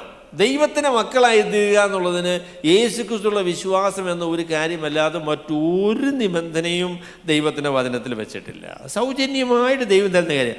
എന്നാൽ മക്കളായതിനു ശേഷം മക്കളായിട്ട് ജീവിക്കുക എന്ന് പറയുന്ന ഉത്തരവാദിത്വമുണ്ട് കേട്ടോ. മക്കളായിട്ട് ഈ കർത്താവിന് ചേരുന്ന നിലയിൽ ജീവിക്കാനുള്ള കടപ്പാട് എന്ന് പറയുന്ന ഉത്തരവാദിത്വം നമുക്കെല്ലാവർക്കും ഉണ്ട്. നമ്മൾ ചെയ്യുന്ന സകല പ്രവൃത്തികളും, സകല അനുസരണവും, സകല വിധേയത്വവും രക്ഷിക്കപ്പെടുന്നതിന് വേണ്ടിയല്ല, രക്ഷിക്കപ്പെട്ടതുകൊണ്ട് ആണ്. അതൊരു വലിയ വ്യത്യാസമാണ് കേട്ടോ. It is not to become God's children, but because we have already become God's children. ദൈവത്തിൻ്റെ മക്കളായി തീർന്നതിന് ശേഷമാണ് അനുസരണവും സമർപ്പണവും വളർച്ചയും എല്ലാം ആവശ്യപ്പെടുന്നത്. അതിനുശേഷമാണ്. മക്കളായി തീരുന്നതിന് വേണ്ടിയല്ല, രക്ഷിക്കപ്പെടുന്നതിന് വേണ്ടിയല്ല. രക്ഷിക്കപ്പെടുക എന്നുള്ള വാക്ക് നമ്മൾ ഉപയോഗിക്കുമ്പോൾ നമുക്കറിയാമല്ലോ, 3 അർത്ഥത്തിൽ അതിനെക്കുറിച്ച് ഉപയോഗിക്കണം അല്ലേ? രക്ഷിക്കപ്പെട്ടിരിക്കുന്നു, പിന്നെ രക്ഷിക്കപ്പെട്ടുകൊണ്ട് ഇരിക്കുന്നു, രക്ഷിക്കപ്പെടും അല്ലേ? 3 കാലങ്ങളിലാണ് രക്ഷയെക്കുറിച്ച് പറഞ്ഞിരിക്കുന്നത്. രക്ഷിക്കപ്പെട്ടു എന്ന് പറഞ്ഞാൽ എന്താണ്? പാപത്തിന് ശിക്ഷയായിരിക്കുന്ന നരകത്തിൽ നിന്ന് യേശുക്രിസ്തുവിലുള്ള വിശ്വാസം മൂലം ദൈവം നമ്മളെ രക്ഷിച്ചിരിക്കുന്നു. അത് കംപ്ലീറ്റഡ് ആക്ഷനാണ്. യേശുക്രിസ്തുവിൽ വിശ്വസിക്കുന്നവർക്ക് ന്യായവിധിയില്ല എന്നുള്ളത് ദൈവവചനത്തിൻ്റെ വ്യക്തമായിരിക്കുന്ന പ്രഖ്യാപനമാണ്. രണ്ടാമത്തെ ഭാഗം എന്ന് പറയുന്നത്, ഇങ്ങനെ രക്ഷിക്കപ്പെട്ട ആളുകൾ നിരന്തരമായി പാപത്തിൽ നിന്ന്, പാപത്തിൻ്റെ പ്രലോഭനത്തിൽ നിന്ന്, ആഗ്രഹങ്ങളിൽ നിന്ന്, താല്പര്യങ്ങളിൽ നിന്ന്, അതിൻ്റെ കാഴ്ചപ്പാടിൽ നിന്ന്, വിലയിരുത്തലുകളിൽ നിന്ന്, മൂല്യങ്ങളിൽ നിന്ന് ഒക്കെ നിരന്തരമായിട്ട് രക്ഷിക്കപ്പെട്ടുകൊണ്ടിരിക്കണം എന്നുള്ള കാര്യമാണ് രണ്ടാമത് ദൈവത്തിൽ നമ്മൾ കാണുന്നത്. ഞാൻ റോമാലേഖനം 8-ാമത്തെ അധ്യായം ഈ നാളുകൾ പഠിക്കായിരുന്നു കേട്ടു. എനിക്ക് ഭയങ്കര സന്തോഷമായി. എന്താ രക്ഷിച്ചതിൻ്റെ കർത്താവിൻ്റെ ഉദ്ദേശം എന്ന് പറയുന്നത്? എന്താ? എൻ്റെ ദൈവമേ, ഞാനങ്ങ് നടുങ്ങിപ്പോയി. ഞാൻ പല പ്രാവശ്യം കേട്ടിട്ടുള്ള കാര്യമാണ് കേട്ടോ. യേശു ക്രിസ്തുവിനെ പോലെ ആകുക എന്നതാണ് രക്ഷയുടെ ഉദ്ദേശം. നല്ല കാര്യം. എനിക്ക് ഭയങ്കര നടുക്കമായി പോയി. നമ്മളെ എന്തിനാ രക്ഷിച്ചത്? സൗജന്യമായിട്ട് രക്ഷിച്ചത്.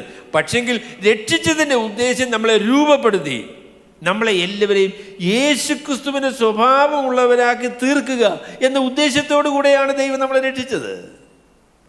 We should be like Jesus. എങ്ങനെയുണ്ട് നമ്മളുടെ ജീവിതം? നമ്മൾ യേശുക്രിസ്തുവിനെ പോലെ ആണോ? അയ്യോ, യേശുക്രിസ്തുവിനെ പോലെ ആയിരുന്നെങ്കിൽ എന്തുവായിരുന്നു. ആരും യേശുക്രിസ്തുവിനെ പോലെ ആയി എന്നൊന്നും അവകാശപ്പെടാൻ ആർക്കും സാധിക്കുകയില്ല. പക്ഷെങ്കിൽ ആ യാത്രയിലാണോ എന്നതാണ് ചോദ്യം. ആ യാത്രയിലാണോ? ആ താല്പര്യമുണ്ടോ? ഹം യീശു കെ സമാൻ ഹോനാ ഹേ. കർത്താവായ യേശുക്രിസ്തുവിനെ പോലെ നമുക്കായിത്തീരണം. ആ ഒരു താല്പര്യം നമുക്കുണ്ടോ? യേശു കെ സമാൻ ഹോനാ ഹേ. അപ്പം ആ ഉദ്ദേശത്തോടു കൂടെയാണ് ദൈവം നമ്മളെ രക്ഷിച്ചിരിക്കുന്നത്. അപ്പം ഞാനത് പറഞ്ഞതെന്ന് വെച്ചാൽ, ഞാൻ ഒരു മുഖവരിയായിട്ട് ആ കാര്യം പറഞ്ഞു. എന്നിട്ട് അദ്ദേഹം പറഞ്ഞ കാര്യം, നിങ്ങൾ വിഗ്രഹമാലിന്യങ്ങൾ, പരസംഗം, ശ്വാസം മുട്ടിച്ചത്, രക്തം എന്നിവ വർജിച്ചിരിപ്പാൻ നാം അവർക്ക് എഴുതണമെന്ന് ഞാൻ അഭിപ്രായപ്പെടുന്നു. അപ്പോൾ യാക്കോബ് അപ്പോസ്തലൻ്റെ പ്രസ്താവന എന്ന് പറയുന്നത് ഒരു കൽപ്പനയല്ല കേട്ടോ. അത് ചെയ്താൽ അങ്ങനെ നിങ്ങൾ ചെയ്യണമെന്നുള്ളതായിരിക്കുന്ന ഒരു നിർദ്ദേശമാണ് യാക്കോബ് അപ്പോസ്തലൻ പറയുന്നത്. It is not a command. അപ്പോൾ അങ്ങനെ ചെയ്യണം എന്നുള്ളതായിരിക്കുന്ന ഒരു കൽപ്പനയല്ല. നിങ്ങൾ അങ്ങനെ ചെയ്താൽ അങ്ങനെ ചെയ്യണം എന്ന് പറഞ്ഞാൽ അതൊരു അഭ്യർത്ഥന എന്നുള്ള നിലയിലാണ്. അഭിപ്രായപ്പെടുന്നു. അപ്പം that is my take on this issue എന്നുള്ള രീതിയിൽ അദ്ദേഹം പറയുന്നത്. ശരി, 4 കാര്യങ്ങളാണ് ചെയ്യണം എന്ന് അദ്ദേഹം പറഞ്ഞത്. 4 കാര്യങ്ങളാണ് പറഞ്ഞത്. ഇതിൽ 3 കാര്യങ്ങൾ ആഹാര സംബന്ധമായ നിബന്ധനകളാണ്. ഇതിലെ 3 കാര്യങ്ങൾ ആഹാര സംബന്ധമായ നിബന്ധനകളാണ്. വിഗ്രഹാർപ്പിതം ഭക്ഷിക്കരുത്, ശ്വാസം മുട്ടിച്ചതിനെ തിന്നാൻ പാടില്ല, രക്തത്തോടുകൂടി ഭക്ഷിക്കാനായിട്ട് പാടില്ല. പരസംഗം എന്ന് പറഞ്ഞ കാര്യത്തെക്കുറിച്ച് ഞാൻ പറയാം. അപ്പം ഇത് 10 കൽപ്പനകളിലെങ്ങുമുള്ള കൽപ്പനകളല്ല കേട്ടോ. ആണോ? നിങ്ങൾ 10 കൽപ്പന വായിക്കുമെന്ന് പറഞ്ഞാൽ ഇത് ശ്വാസം മുട്ടിച്ചത് തിന്നാൻ പാടില്ല. അത് എത്രാമത്തെ കൽപ്പനയാണ്? 9ാമത്. ഇല്ല, അങ്ങനെ ഇല്ല 9ാമത്തെ കൽപ്പനയൊന്നുമല്ല ഇത്. അപ്പം ഇങ്ങനെ ശ്വാസം മുട്ടിച്ചതിനെ തിന്നാൻ പാടില്ല, രക്തത്തോട് കഴിക്കരുത് എന്നൊക്കെ ഉള്ളതായിരിക്കും നിർദ്ദേശങ്ങൾ പഴയ നിയമത്തിലുണ്ട്. They are subsidiary commandments. അപ്പോൾ പ്രധാനപ്പെട്ടതായിരിക്കുന്ന കൽപ്പനകളുടെ പിന്നാലെ വരുന്ന കൽപ്പനകളാണ്, അല്ലെങ്കിൽ പറഞ്ഞ നിർദ്ദേശങ്ങളാണ്. നിങ്ങൾ വിഗ്രഹാർപ്പിതം തിന്നാനായിട്ട് പാടില്ല, നിങ്ങൾ ശ്വാസം മുട്ടിച്ചതിനെ തിന്നാൻ പാടില്ല, പിന്നെ നിങ്ങൾ രക്തത്തോടുകൂടെ ഭക്ഷിക്കാൻ പാടില്ല എന്ന് പറഞ്ഞതായിരിക്കുന്ന കാര്യം. അപ്പം ഞാൻ പറയാൻ ആഗ്രഹിക്കുന്ന കാര്യം, ഈ ഭക്ഷണത്തെക്കുറിച്ചുള്ള ഈ നിബന്ധന എന്തിനാ യാക്കോബ് അപ്പോസ്തലൻ ഗൗരവമായി പറഞ്ഞത് ഞാൻ പറയാം. അതിൻ്റെ കാര്യം എന്താണെന്ന് ചോദിച്ചാൽ, ഗലാത്യ ലേഖനം 2-ാമത്തെ അധ്യായത്തിൽ വായിക്കുമ്പോൾ നമുക്കറിയാം that was A very serious issue among the churches. സഭയിൽ ഇതൊരു മുഖ്യമായിരിക്കുന്ന പ്രശ്നം. അപ്പം പത്രോസ് അപ്പോസ്തലൻ അന്ത്യോക്യയിൽ ചെന്ന് കഴിഞ്ഞപ്പം ഇവർ ജാതികളോടുകൂടെ ഭക്ഷണം കഴിക്കുന്നത് വേണ്ട എന്ന് തീരുമാനിച്ചു കിട്ടും. അത് പൗലോസ് വളരെ ശക്തമായിട്ട് തന്നെ എതിർത്തു എന്നുള്ള കാര്യം നമുക്കറിയാം. അപ്പം യാക്കോബ് അപ്പോസ്തലൻ പറഞ്ഞ കാര്യം എന്താണെന്ന് ചോദിച്ചാൽ, എൻ്റെ പൊന്നു കുഞ്ഞുങ്ങളെ, ഞാനൊരു കാര്യം നിങ്ങളോട് പറയാം. യഹൂദന്മാരും ജാതികളും കൂടെ ഒരുമിച്ച് ഭക്ഷണം കഴിക്കണമെങ്കിൽ നിങ്ങൾ ഈ ഭക്ഷണം എങ്ങനെയാണ് തയ്യാറാക്കുന്നതിനെ സംബന്ധിച്ച് ഒരു ശ്രദ്ധ വേണം കേട്ടോ. നിങ്ങൾ ശ്വാസം മുട്ടിച്ചതിനെയും പിന്നെ രക്തം ഒന്നും ഒഴിക്കാതെ അല്ലാതുള്ള ഇതെല്ലാം കൂടെ കൊണ്ടുവന്ന് ചോറുണ്ടാക്കിയതിന് ശേഷം യഹൂദന്മാരോട് കഴിക്കുക എന്ന് പറഞ്ഞാൽ വലിയ ബുദ്ധിമുട്ടാണ്. നിങ്ങളതുകൊണ്ട് you have to be sensible to the sensibilities of the Jewish people. യഹൂദന്മാരായിരിക്കുന്ന ഈ ആളുകളുടെ മനസാക്ഷിക്ക് ബുദ്ധിമുട്ടുണ്ടാക്കുന്ന രീതിയിൽ നിങ്ങൾ അവരോട് പെരുമാറരുത്. അവരുടെ മനസാക്ഷിയെ, അല്ല ദുർബല മനസാക്ഷി എന്ന് പറഞ്ഞ് നിങ്ങൾ പറയുന്നെങ്കിൽ എനിക്ക് വിരോധമില്ല, അതിനെ നിങ്ങൾ മാനിക്കണം, നിങ്ങളതൊന്ന് പരിഗണിക്കണം എന്ന കാര്യമാണ് പ്രധാനമായിട്ടും യാക്കോബ് അപ്പോസ്തലൻ പറയുന്നത്. ഇത് സർവകാലങ്ങളിലും വിശ്വാസികൾക്ക് ബാധകമായ ഒരു നിയമം എന്നുള്ള നിലയിലല്ല. ഇത് യഹൂദന്മാരും ജാതികളും കൂടെ ഒരുമിച്ച് ഉള്ള സംസർഗത്തിൽ ജീവിക്കുന്നതിന് അനുകൂലമായ രീതിയിലുള്ള ഒരു കൾച്ചറൽ അഡാപ്റ്റേഷൻ എന്ന നിലയിലാണ് യാക്കോബ് അപ്പോസ്തലൻ ഇത് പറഞ്ഞത് എന്നാണ് ഞാൻ പറയാൻ പോകുന്നത്. നിങ്ങളങ്ങനെ അല്ല, ശ്വാസം മുട്ടിച്ചത് നിന്നാൽ അവനെ സഭയിൽ നിന്ന് പുറത്താക്കണമെന്നാണ് നിങ്ങളുടെ അഭിപ്രായമെങ്കിൽ ഞാനത് കേൾക്കാൻ കേട്ടോ. എനിക്കതിനെക്കുറിച്ച് ഞാൻ 100% വ്യക്തതയോടുകൂടെ അല്ല അത് പറയുന്നത്, എങ്കിലും ആ നിലയിലാണ് യാക്കോബ് അപ്പോസ്തലൻ പറഞ്ഞതെന്നാണ് ഞാൻ വിചാരിക്കുന്നത്. കാരണം ഈ കൽപ്പനകൾ വേറെ ഒരിടത്തും പുതിയ നിയമത്തിൽ ആവർത്തിച്ചിട്ടില്ല. ഈ കൽപ്പന മറ്റൊരിടത്തും പുതിയ നിയമത്തിൽ ആവർത്തിച്ചിട്ടില്ല. ശ്വാസം മുട്ടിച്ചതിനെ നിങ്ങൾ തിന്നാൻ പാടില്ല എന്ന് പറയുന്ന ഒരു കൽപ്പന പുതിയ നിയമത്തിൽ വേറെ എങ്ങുമില്ല. 15-ാമത്തെ അധ്യായത്തിൽ പിന്നെ പറയുന്നുണ്ട്, ശരിയാ, പക്ഷെ മറ്റെങ്ങും നമ്മൾ കാണുന്നില്ല. അതുപോലെ തന്നെ വിഗ്രഹാർപ്പണത്തെക്കുറിച്ച് പറയുമ്പോഴും ഈ നിലയിലല്ല അപ്പോസ്തലനായ പൗലോസ് അതിനെക്കുറിച്ച് സംസാരിക്കുന്നത് നമുക്കറിയാം. രക്തത്തെ സംബന്ധിച്ചും അങ്ങനെയുള്ളതായിരിക്കുന്ന ഒരു നിബന്ധന അപ്പോസ്തലന്മാർ പുതിയ നിയമത്തിൽ പറയുന്നില്ല എന്നുള്ളത് നമുക്ക് കാണാൻ പറ്റും. ഇനി പരസംഗം എന്ന് പറഞ്ഞ കാര്യം, പരസംഗം എന്ന് പറഞ്ഞതായിരിക്കുന്ന കാര്യം 10 കൽപ്പനകളിൽ പറഞ്ഞതായിരിക്കുന്നത് വ്യഭിചാരം ചെയ്യരുത് എന്നുള്ളതായിരിക്കുന്ന കൽപ്പനയല്ല. കാരണം നിങ്ങൾ ആദ്യത്തെ കൽപ്പനകളൊക്കെ നിങ്ങൾക്ക് ലംഘിക്കാം, പക്ഷെങ്കിൽ വ്യഭിചാരം ചെയ്യരുത് എന്നുള്ള കൽപ്പന നിങ്ങൾ ലംഘിക്കാൻ പാടില്ല എന്നാണോ അപ്പോസ്തലനായ യാക്കോബ് പറഞ്ഞേ? നിങ്ങൾക്ക് മോഷ്ടിക്കാം, കള്ളസാക്ഷ്യം പറയാം, പക്ഷെങ്കിൽ എന്ത് ചെയ്യരുത്? വ്യഭിചാരം ചെയ്ത. അങ്ങനെ യാക്കോബ് പറഞ്ഞതായിട്ട് നമുക്ക് ഒരിക്കലും ചിന്തിക്കാനായിട്ട് സാധിക്കില്ല. ഇവിടെ പരസംഗം എന്ന് പറഞ്ഞ യഥാർത്ഥത്തിൽ വ്യഭിചാരത്തെക്കുറിച്ച് പറയുന്ന ഒരു പ്രസ്താവനയല്ല എന്ന് പല പ്രസിദ്ധന്മാരായിരിക്കുന്ന കമൻറ്റേറ്റേഴ്സും അതിനെക്കുറിച്ച് പറയുന്നു. അതെന്താണെന്ന് ചോദിച്ചാൽ പ്രൊഹിബിറ്റഡ് മാരേജസ്, വിലക്കപ്പെട്ട വിവാഹങ്ങൾ എന്നാണ് അതിൻ്റെ അർത്ഥം എന്നാണ് പറയുന്നത്. പറഞ്ഞാൽ യഹൂദന്മാരുടെ ഇടയിൽ വിവാഹബന്ധത്തിൽ ഏർപ്പെടുമ്പോൾ നിബന്ധനകളുണ്ട്. സഹോദരിയെ കല്യാണം കഴിക്കാൻ പറ്റുകയില്ല, അങ്ങനെ പല നിങ്ങൾ ലേവ്യ പുസ്തകം വായിച്ചു നോക്കുമ്പോൾ അറിയാം. ദർ ആർ പ്രൊഹിബിറ്റഡ് റിലേഷൻഷിപ്സ്, അത് പാടില്ല. ജാതികൾക്ക് അങ്ങനെയുള്ള പ്രശ്നങ്ങളൊന്നും ഉണ്ടായിരുന്നില്ല. അപ്പോൾ യാക്കോബ് പുസ്തകം പറയുന്നത് നിങ്ങൾ യഹൂദന്മാരുമായിട്ട് നമ്മൾ ഒരുമിച്ച് ആഹാരം കഴിക്കുകയും സഹകരിച്ചു പോവുകയും ചെയ്യുമ്പോൾ യഹൂദന്മാരുടെ 1500 വർഷത്തെ പരിചയമല്ലേ, അപ്പോൾ ആ പരിചയങ്ങളെ കൂടെ നിങ്ങളൊന്ന് ബഹുമാനിക്കണം. അങ്ങനെയുള്ളൊരു പരിഗണന നിങ്ങൾ കാണിക്കണം. യഥാർത്ഥത്തിൽ റോമാലേഖനം 14-ാമത്തെ അധ്യായത്തിലും അതുപോലെ തന്നെ കൊരിന്ത്യർ ലേഖനം 1 കൊരിന്ത്യർ 8-ാമത്തെ അധ്യായത്തിൽ അപ്പോസ്തലനായ പൗലോസ് ഏതാണ്ട് ആ നിലയിൽ സംസാരിക്കുന്നുണ്ട്. ബലഹീനനായിരിക്കുന്ന ഒരു സഹോദരൻ്റെ മനസാക്ഷിക്ക് ബുദ്ധിമുട്ടുണ്ടാകുന്ന രീതിയിൽ നിങ്ങൾ പ്രവർത്തിക്കരുത് എന്നുള്ളതായിരിക്കുന്ന കൽപ്പനയുണ്ടല്ലേ. പറഞ്ഞു, എൻ്റെ സഹോദരൻ ഞാൻ ആഹാരം കഴിക്കുന്നത് ഞാൻ മാംസം കഴിക്കുന്നത് ബുദ്ധിമുട്ടായിട്ട് വരികയാണെങ്കിൽ ഞാൻ ഇനി മാംസം കഴിക്കൂല എന്ന തീരുമാനമാണ് അപ്പോസ്തലനായ പൗലോസ് പറയുന്നത്. അപ്പം ആ നിലയിലുള്ള ഒരു പരിഗണനയാണ് യാക്കോബ് അപ്പോസ്തലൻ ആവശ്യപ്പെടുന്നത് എന്നാണ് ഞാൻ വിചാരിക്കുന്നത്. മറ്റ് മനുഷ്യർക്ക് അവരുടെ അവർക്ക് ഇടർച്ച ഉണ്ടാകുന്ന രീതിയിലുള്ള പെരുമാറ്റം നമ്മൾ ഒഴിവാക്കണം എന്ന കാര്യമാണ് അപ്പോസ്തലനായ യാക്കോബ് ഇവിടെ പറയുന്നത്. He said that you have to be sensible to other people. ഇപ്പം സ്വാതന്ത്ര്യം നമുക്ക് ഉപയോഗിക്കാൻ അതിനുള്ള സ്വാതന്ത്ര്യമുണ്ട് എങ്കിലും നമ്മുടെ സ്വാതന്ത്ര്യം മറ്റുള്ളവരുടെ മനസാക്ഷിയെ കെടുത്തുന്ന, അവരുടെ വിശ്വാസത്തിന് ക്ഷതം വരുത്തുന്ന, അവരുടെ സ്വാതന്ത്ര്യം ദുരുപയോഗം ചെയ്യാനായിട്ട് അവരെ നിർബന്ധിക്കുന്ന ഒരു നിലയിൽ ഉപയോഗിക്കാൻ പാടില്ല എന്നുള്ള കാര്യമാണ് അപ്പോസ്തലനായ യാക്കോബ് ഇവിടെ പറയുന്നത് എന്നാണ് ഞാൻ അതിനെക്കുറിച്ച് വിചാരിക്കുന്നത്. അപ്പോൾ അതിനെക്കുറിച്ച് നമുക്ക് തർക്കിക്കാനും വാദിക്കാനുമുള്ള ഒരു അവസരം ഇട്ടുകൊണ്ട് തന്നെ ഞാൻ ആ പ്രസ്താവന പറയാം. അതിനോട് ചേർത്ത് എനിക്ക് 10 മിനിറ്റ് ഉണ്ടല്ലോ, അതിനോട് ചേർത്ത് ഒരു കാര്യം കൂടെ പറഞ്ഞ് ഞാൻ അവസാനിപ്പിക്കാം. അതെന്താണെന്ന് ചോദിച്ചാൽ, വിശ്വാസികളും പഴയ നിയമവും തമ്മിലുള്ള ബന്ധം എന്താണ്? വിശ്വാസികളും പഴയ നിയമവും തമ്മിലുള്ള ബന്ധം എന്താണ്? അല്ലെങ്കിൽ പറയാം, what is the relationship of law to the grace or grace to the law? പഴയ ന്യായപ്രമാണവും പുതിയ നിയമത്തിലെ കൃപയും തമ്മിലുള്ള ബന്ധം എന്താണ്? അപ്പോൾ ഞാൻ പറയാം, അത് വലിയ ഗൗരവമായ ഒരു വിഷയമാണ് കേട്ടോ. അത് വലിയ ഗൗരവമായ ഒരു വിഷയമാണ്. അങ്ങനെയുള്ള വിഷയങ്ങളെക്കുറിച്ചൊന്നും പലപ്പോഴും നമ്മൾ ചർച്ച ചെയ്യുന്നില്ല എന്നുള്ളത് സങ്കടകരമായിരിക്കുന്ന കാര്യമാണ്. We are not dealing with very very serious issues that the Bible is dealing with. അവിടെ ഒരു പ്രസ്താവന ഞാനതിനെക്കുറിച്ച് പറയാം. പിന്നെ ഉള്ള അവസരങ്ങൾ വരുന്നതനുസരിച്ച് നമുക്ക് ഈ വിഷയത്തെക്കുറിച്ച് വിശാലമായിട്ട് നമുക്ക് പറയാം. ഒരു കാര്യം ഞാൻ പറയാം. അതെന്താണെന്ന് ചോദിച്ചാൽ, കർത്താവിൻ്റെ ശിഷ്യന്മാർ കൂടെ ഇരിക്കുന്ന സമയത്ത് യോഹന്നാൻ്റെ ചില ശിഷ്യന്മാർ വന്നു. എന്നിട്ട് അവർ പറഞ്ഞു, നിൻ്റെ ശിഷ്യന്മാർ ഞങ്ങളും പരീശന്മാരുടെ ശിഷ്യന്മാരും ചെയ്യുന്നത് പോലെ ഉപവസിക്കാത്തതെന്ത് എന്ന് ചോദിച്ചു. എന്താണ്?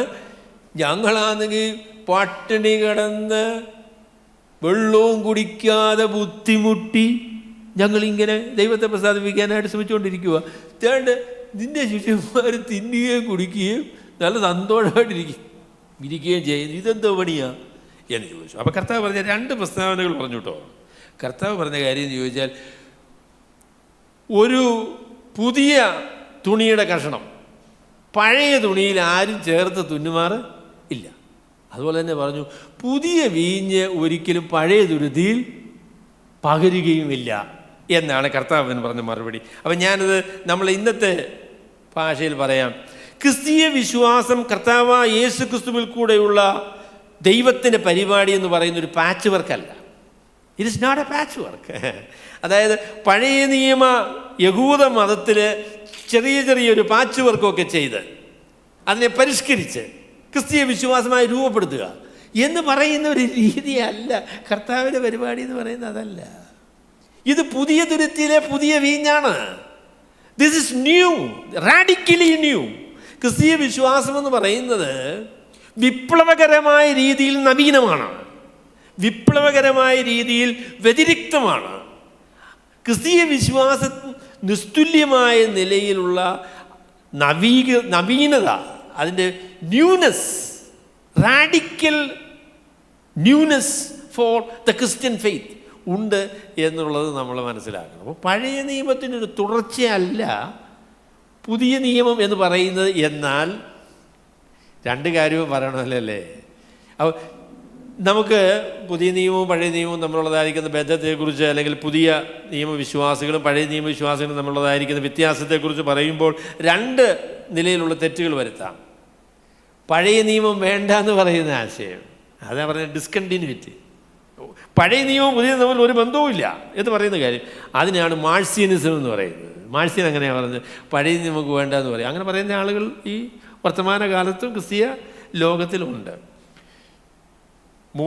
വേറെ തെറ്റെന്ന് പറഞ്ഞാൽ ചോദിച്ചാൽ, പഴയ നിയമവും പുതിയ നിയമവും എല്ലാം ഒരുപോലെയാണ്.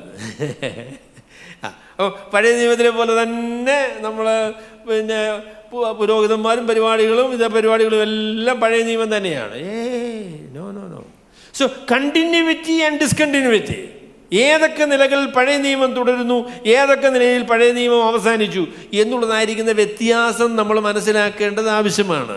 V need to understand what all continues and what all doesn't continue. അത് നമ്മൾ മനസ്സിലാക്കണം. അപ്പോൾ അതിനെക്കുറിച്ച് പറയുമ്പോൾ യോഹന്നാൻ അപ്പോസ്തലൻ പറഞ്ഞൊരു പ്രസ്താവന പറയാം. ഞാൻ പറഞ്ഞല്ലോ, ഇത് ദീർഘമായി പ്രസംഗിക്കേണ്ട, പഠിക്കേണ്ട ഒരു വിഷയമാണ്. അദ്ദേഹം പറഞ്ഞു, ന്യായപ്രമാണം മോശ മുഖാന്തരം വന്നു, കൃപയും സത്യവും യേശുക്രിസ്തു മുഖാന്തരം വന്നു. ഇത് രണ്ട് യുഗങ്ങളാണ്, വ്യത്യസ്തമായിരിക്കുന്ന 2 പരിപാടികളാണ്. എന്നാൽ ഒന്ന് മറ്റൊന്നിന് നിവൃത്തിയാണ്.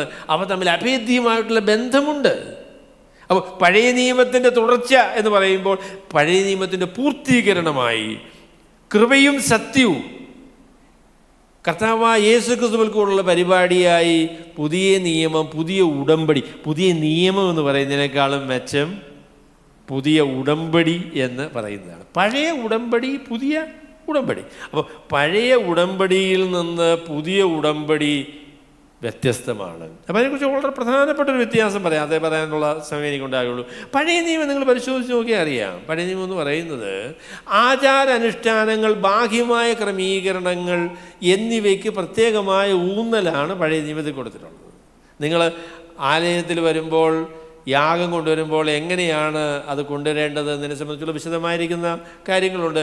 ഇന്ന തരത്തിലുള്ള ആടിനെ കൊണ്ടുവരാനൊക്കെ ഉള്ളൂ, ഇന്ന തരത്തിലുള്ളതായിരിക്കുന്ന കാളയെ മാത്രമേ കൊണ്ടുവരാനൊക്കെ ഉള്ളൂ. അപ്പോൾ അതുകൊണ്ടാണ് അന്ന് ഉണ്ടായിരുന്ന ആൾക്കാർ പറഞ്ഞു, ഈ ആടിനെയും കൊണ്ട് ഗലീലയിൽ നിന്ന് ഈ ആടിനെ വലിച്ചുകൊണ്ട് വരും. വലിച്ചുകൊണ്ട് വന്നേച്ച് ദേവാലയത്തിൽ കൊണ്ടുവരുമ്പോൾ പുരോഹിതനെ തട്ടി നോക്കി, അങ്ങോട്ടും ഇങ്ങോട്ടും നോക്കി ഇതിനെ യാഗത്തിന് കൊള്ളൂല എന്ന് പറയും. ഈ വലിച്ചുകൊണ്ട് വന്നത് വെറുതെ ആകും. അതുകൊണ്ട് അവരെന്ത് ചെയ്യുന്നു ചോദിച്ചാൽ, ഈ ആടിനെ ഗലീലയിൽ വെച്ച് അവർ വിൽക്കും, ആ കാശ് വാങ്ങിക്കും. വാങ്ങിച്ചതിന് ശേഷം പുരോഹിതൻ സർട്ടിഫൈ ചെയ്തൊരു ആടിനെ യെരുശലേമിൽ വന്ന് വാങ്ങിക്കും. അപ്പം പിന്നെ പ്രശ്നമില്ലല്ലോ എന്ന് പറഞ്ഞാൽ ബാഹ്യമായ ക്രമീകരണങ്ങൾക്ക് പ്രത്യേകമായിരിക്കുന്ന ഊന്നൽ. അതുപോലെ തന്നെ ഞാൻ പറയാം, യെരുശലേം ഗലീലയിൽ ഒരു യാഗം കഴിക്കാമെന്ന് വിചാരിച്ച കിടക്കുമോ? ഇല്ല. യെരുശലേമിലെ ദേവാലയത്തിൽ മാത്രമേ അവർക്ക് യാഗം കഴിക്കാനായിട്ട് സാധിക്കുകയുള്ളൂ. യെരുശലേമിലെ ദേവാലയത്തിൽ പ്രത്യേകമായിരിക്കുന്ന പ്രാധാന്യമുണ്ടായിരുന്നു. എന്നാൽ ശമര്യക്കാരത്തി സ്ത്രീയോട് സംസാരിച്ചപ്പോൾ കർത്താവ് പറഞ്ഞു, ഈ മലയിലുമല്ല യെരുശലേമിലുമല്ല. പിതാവായ ദൈവത്തെ ആരാധിക്കുന്നവർ ദൈവത്തെ ആരാധിക്കുന്നത് ഈ മലയിലുമല്ല യെരുശലേമിലുമല്ല എന്നുള്ള നാഴിക വരുന്നു, ഇപ്പോൾ വന്നുമിരിക്കുന്നു എന്ന് കർത്താവ് പറഞ്ഞു. പിതാവായ ദൈവത്തെ ആരാധിക്കുന്നവർ ആത്മാവിലും സത്യത്തിലും അവനെ ആരാധിക്കണം എന്ന് പിതാവ് ഇച്ഛിക്കുന്നു എന്നാണ് പറഞ്ഞല്ലേ. So the whole format is changed. പഴയ നിയമത്തിൻ്റെ ക്രമീകരണങ്ങളെ ദൈവം മാറ്റിക്കളഞ്ഞിട്ട് ദേവാലയത്തിൻ്റെ തിരശ്ശീലം മുകളിൽ തൊട്ട് അടിവരെ രണ്ടായി കീറി പഴയ നിയമവും പുതിയ തമ്മിലുള്ളതായിരിക്കുന്ന ആ ക്രമീകരണത്തിൽ വ്യത്യാസം വരുത്തി ഇപ്പോൾ ഒരു പുതിയ ക്രമീകരണത്തിൻ്റെ ഉള്ളിലാണ് ഇന്ന് നമ്മളെ ദൈവമാക്കിയിരിക്കുന്നത്. ആ ക്രമീകരണത്തെയാണ് നമ്മൾ കൃപ എന്ന് പറയുന്നതായിരിക്കുന്ന ക്രമീകരണം. We are under grace. ഇത് കൃപായുഗമാണ്. ഡിസ്പെൻസേഷണൽ വാക്കുകൾ ഉപയോഗിക്കുകയാണെങ്കിൽ നമ്മൾ പറയാം, this is the dispensation of grace. ഇത് കൃപയുടെ യുഗമാണ്. We have passed from the dispensation of the law to the dispensation of grace. ന്യായപ്രമാണ യുഗത്തിൽ നിന്ന് ഇപ്പോൾ നമ്മൾ കൃപയുടെ യുഗത്തിലേക്ക് പ്രവേശിച്ചിരിക്കുന്നു. അപ്പോൾ പഴയ നിയമവും പുതിയ നിയമവും തമ്മിൽ അഭേദ്യമായ ബന്ധമുണ്ട്. അതിനെക്കുറിച്ച് ഈ വാക്ക് പറഞ്ഞ് ഞാനങ്ങ് അവസാനിപ്പിക്കാം. ഇന്ന് നമ്മൾ പഴയ നിയമത്തെ കാണുന്നത് കർത്താവായ യേശു ക്രിസ്തുവിൽ കൂടെയാണ്. Because Christ is the fulfilment of the Old testament.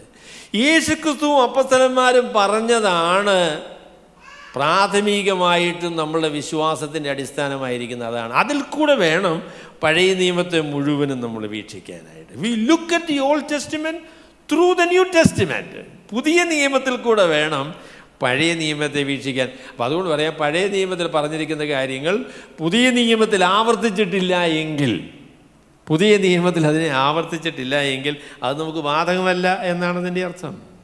പുതിയ നിയമം അംഗീകരിക്കുന്ന, പുതിയ നിയമം നമ്മളോട് പറയുന്ന അപ്പോസ്തലന്മാരും കർത്താവ് അപ്പോസ്തലന്മാരും നമ്മളോട് പറഞ്ഞിരിക്കുന്ന കാര്യങ്ങളാണ് ഇന്ന് നമ്മുടെ വിശ്വാസത്തിനും ആചാരത്തിനും അടിസ്ഥാനമായിരിക്കുന്നത്, അല്ലാതെ പഴയ നിയമമല്ല.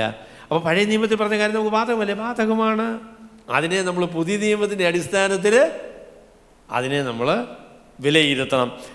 കയ്യിൻ്റെ ആരാധന സ്വീകാര്യമല്ല, ഹാബേലിൻ്റെ ആരാധനയാണ് നമുക്ക് സ്വീകാര്യമായിരിക്കുന്നത്. എന്താണ് അതിൻ്റെ കാര്യം? എന്താണ്? കയ്യിൻ, ചേന, കാച്ചിൽ ഇതൊക്കെയാണ് കൊണ്ടുവന്നത്. അപ്പോൾ അതുകൊണ്ട് ആരാധനയ്ക്ക് വരുമ്പോൾ നമ്മൾ ചേനയും കാച്ചിലും കൊണ്ടുവരാനായിട്ട് പാടില്ല. എന്നാൽ ഹാബേൽ കൊണ്ടുവന്നത് ആട്ടുകുട്ടിയാണ്. അപ്പോൾ നമ്മൾ ആട്ടുകുട്ടിയുമായിട്ട് പറയാം, അങ്ങനെയല്ല കേട്ടോ. That is not the application of that particular incident. അതിൻ്റെ ഇന്ന് വർത്തമാനകാലത്തുള്ള ആപ്ലിക്കേഷൻ എന്ന് പറയുന്നതെന്ന് ചോദിച്ചാൽ, ദൈവത്തെ പ്രസാദിപ്പിക്കാനായിട്ട് ഹൃദയംഗമായി ദൈവം ആവശ്യപ്പെടുന്നത് പോലെയുള്ള നിലയിൽ വേണം ദൈവത്തെ ആരാധിക്കാനായിട്ട് വരാൻ. അല്ലാതെ നമുക്ക് ഇഷ്ടമുള്ളതുപോലെയൊക്കെ ദൈവത്തെ ആരാധിക്കാമെന്ന് പറഞ്ഞാൽ ദൈവം അത് സ്വീകരിക്കുകയില്ല എന്നാണ് അതിൻ്റെ അർത്ഥം. അപ്പോൾ പുതിയ നിയമത്തിൻ്റെ അടിസ്ഥാനത്തിൽ, പുതിയ നിയമത്തിലൂടെയാണ് നമ്മൾ പഴയ നിയമത്തെ കാണാനായിട്ട് പോകുന്നത്. എൻ്റെ പൊന്നു സഹോദരങ്ങളെ, ഞാൻ പറയാം, കൃപയുടെ അനുഭവത്തിൽ ദൈവത്തിൻ്റെ പരിശുദ്ധാത്മാവിന് വിധേയപ്പെട്ട് പുതിയ നിയമത്തിൻ്റെ സ്വാതന്ത്ര്യത്തിൽ ജീവിക്കുക എന്ന് പറയുന്നത് അത്യത്ഭുതകരമായ അനുഗ്രഹമാണ്. To be under grace, to be directed by the spirit of God, the gospel working in our hearts from inside out, transforming us. അത് അത്ഭുതകരമായ ദൈവിക ക്രമീകരണമാണ്. അപ്പോൾ അതിനെക്കുറിച്ച് നമുക്ക് വിശദമായിട്ട് അപ്പോസ്തലനായ പൗലോസും ഒക്കെ പറയുന്നത്, നമുക്ക് കർത്താവ് തന്നെ പറയുന്ന കാര്യങ്ങൾ നമുക്ക് പഠിക്കേണ്ടിയിരിക്കുന്നു. അപ്പോൾ ഞാനത് പറഞ്ഞ് അവസാനിപ്പിക്കാം. അപ്പോൾ we are not under the law, we are actually under grace. നാം കൃപയുടെ അടിസ്ഥാനത്തിലാണ് ജീവിക്കുന്നത്. അപ്പോൾ അതുകൊണ്ട് കൃപയിൽ നിയമങ്ങളൊന്നും ഇല്ല എന്നല്ല, പക്ഷെ നിയമങ്ങളല്ല പ്രാഥമികം. കൃപയുടെ ഏറ്റവും പ്രാഥമികമായിരിക്കുന്ന കാര്യം ദൈവത്തിൻ്റെ പരിശുദ്ധാത്മാവ് എങ്ങനെ നമ്മുടെ ഹൃദയത്തിൽ സുവിശേഷം ഉപയോഗിച്ച് നമ്മളെ വ്യത്യാസപ്പെടുത്തുന്നു എന്നതാണ് ഏറ്റവും പ്രാഥമികമായിരിക്കുന്ന കാര്യം. അതാണ്. സ്വർഗത്തിലെ ദൈവം നമ്മളെ സഹായിക്കട്ടെ, അനുഗ്രഹിക്കട്ടെ. സുവിശേഷം കൃപയാൽ വിശ്വാസം മൂലം നമുക്ക് രക്ഷ ലഭിക്കുന്നു എന്നുള്ള സന്ദേശമാണ്. അങ്ങനെ രക്ഷ ലഭിച്ച ആളുകൾ ഇന്ന് ദൈവത്തിൻ്റെ കൃപയിൽ ആശ്രയിച്ച് ദൈവഹിതപ്രകാരം ജീവിക്കുവാൻ ദൈവത്തിൻ്റെ പരിശുദ്ധാത്മാവിനാൽ അവർക്ക് സാധിക്കും. ആ നിലയിൽ അങ്ങനെ അവർ ജീവിക്കണം എന്നുള്ളതാണ് ദൈവത്തിൻ്റെ ഹിതം. ദൈവം നമ്മളെല്ലാവരെയും അനുഗ്രഹിക്കുമാറാകട്ടെ. ഞങ്ങളെ സ്നേഹിക്കുന്ന ഞങ്ങളുടെ വാഴ്ത്തപ്പെട്ട സ്വർഗ്ഗസ്ഥ പിതാവേ, ഞങ്ങളെ സുവിശേഷത്തിന് നിർമ്മലമായ വചനത്താൽ അവിടുന്ന് രക്ഷിച്ചു എന്നുള്ളതിനായി ഞങ്ങൾ നന്ദിയോടെ അങ്ങേ സ്തുതിക്കുന്നു. കൃപയാൽ വിശ്വാസം മൂലം രക്ഷിക്കപ്പെടുവാൻ ഞങ്ങൾക്ക് ഭാഗ്യം തന്നല്ലോ. രക്ഷിക്കപ്പെട്ട ഞങ്ങൾ ദൈവത്തിൻ്റെ ഹിതപ്രകാരം ദൈവത്തിൻ്റെ പരിശുദ്ധാത്മാവിനാൽ ജീവിക്കുവാൻ കടപ്പെട്ടവരാണ്. അതിന് ഞങ്ങൾക്ക് കഴിയും എന്നുള്ളതോർത്ത് ഞങ്ങൾ നന്ദിയോടെ അങ്ങേ സ്തുതിക്കുന്നു. ദൈവം മുൻപിൽ യേശുക്രിസ്തുവിനെ പോലെ ആയിത്തീരുവാനുള്ള വലിയ ആഗ്രഹത്തോടും തീരുമാനത്തോടും വ്യഗ്രതയോടും കൂടെ ദൈവകൃപയിൽ ആശ്രയിച്ച് രൂപാന്തരപ്പെടുവാൻ ദൈവത്തിൻ്റെ പരിശുദ്ധാത്മാവ് ഞങ്ങളെ സഹായിക്കണം എന്ന് ഞങ്ങൾ പ്രാർത്ഥിക്കുന്നു. കർത്താവായ യേശുക്രിസ്തുവിൻ്റെ വിലയേറിയ നാമത്തിൽ.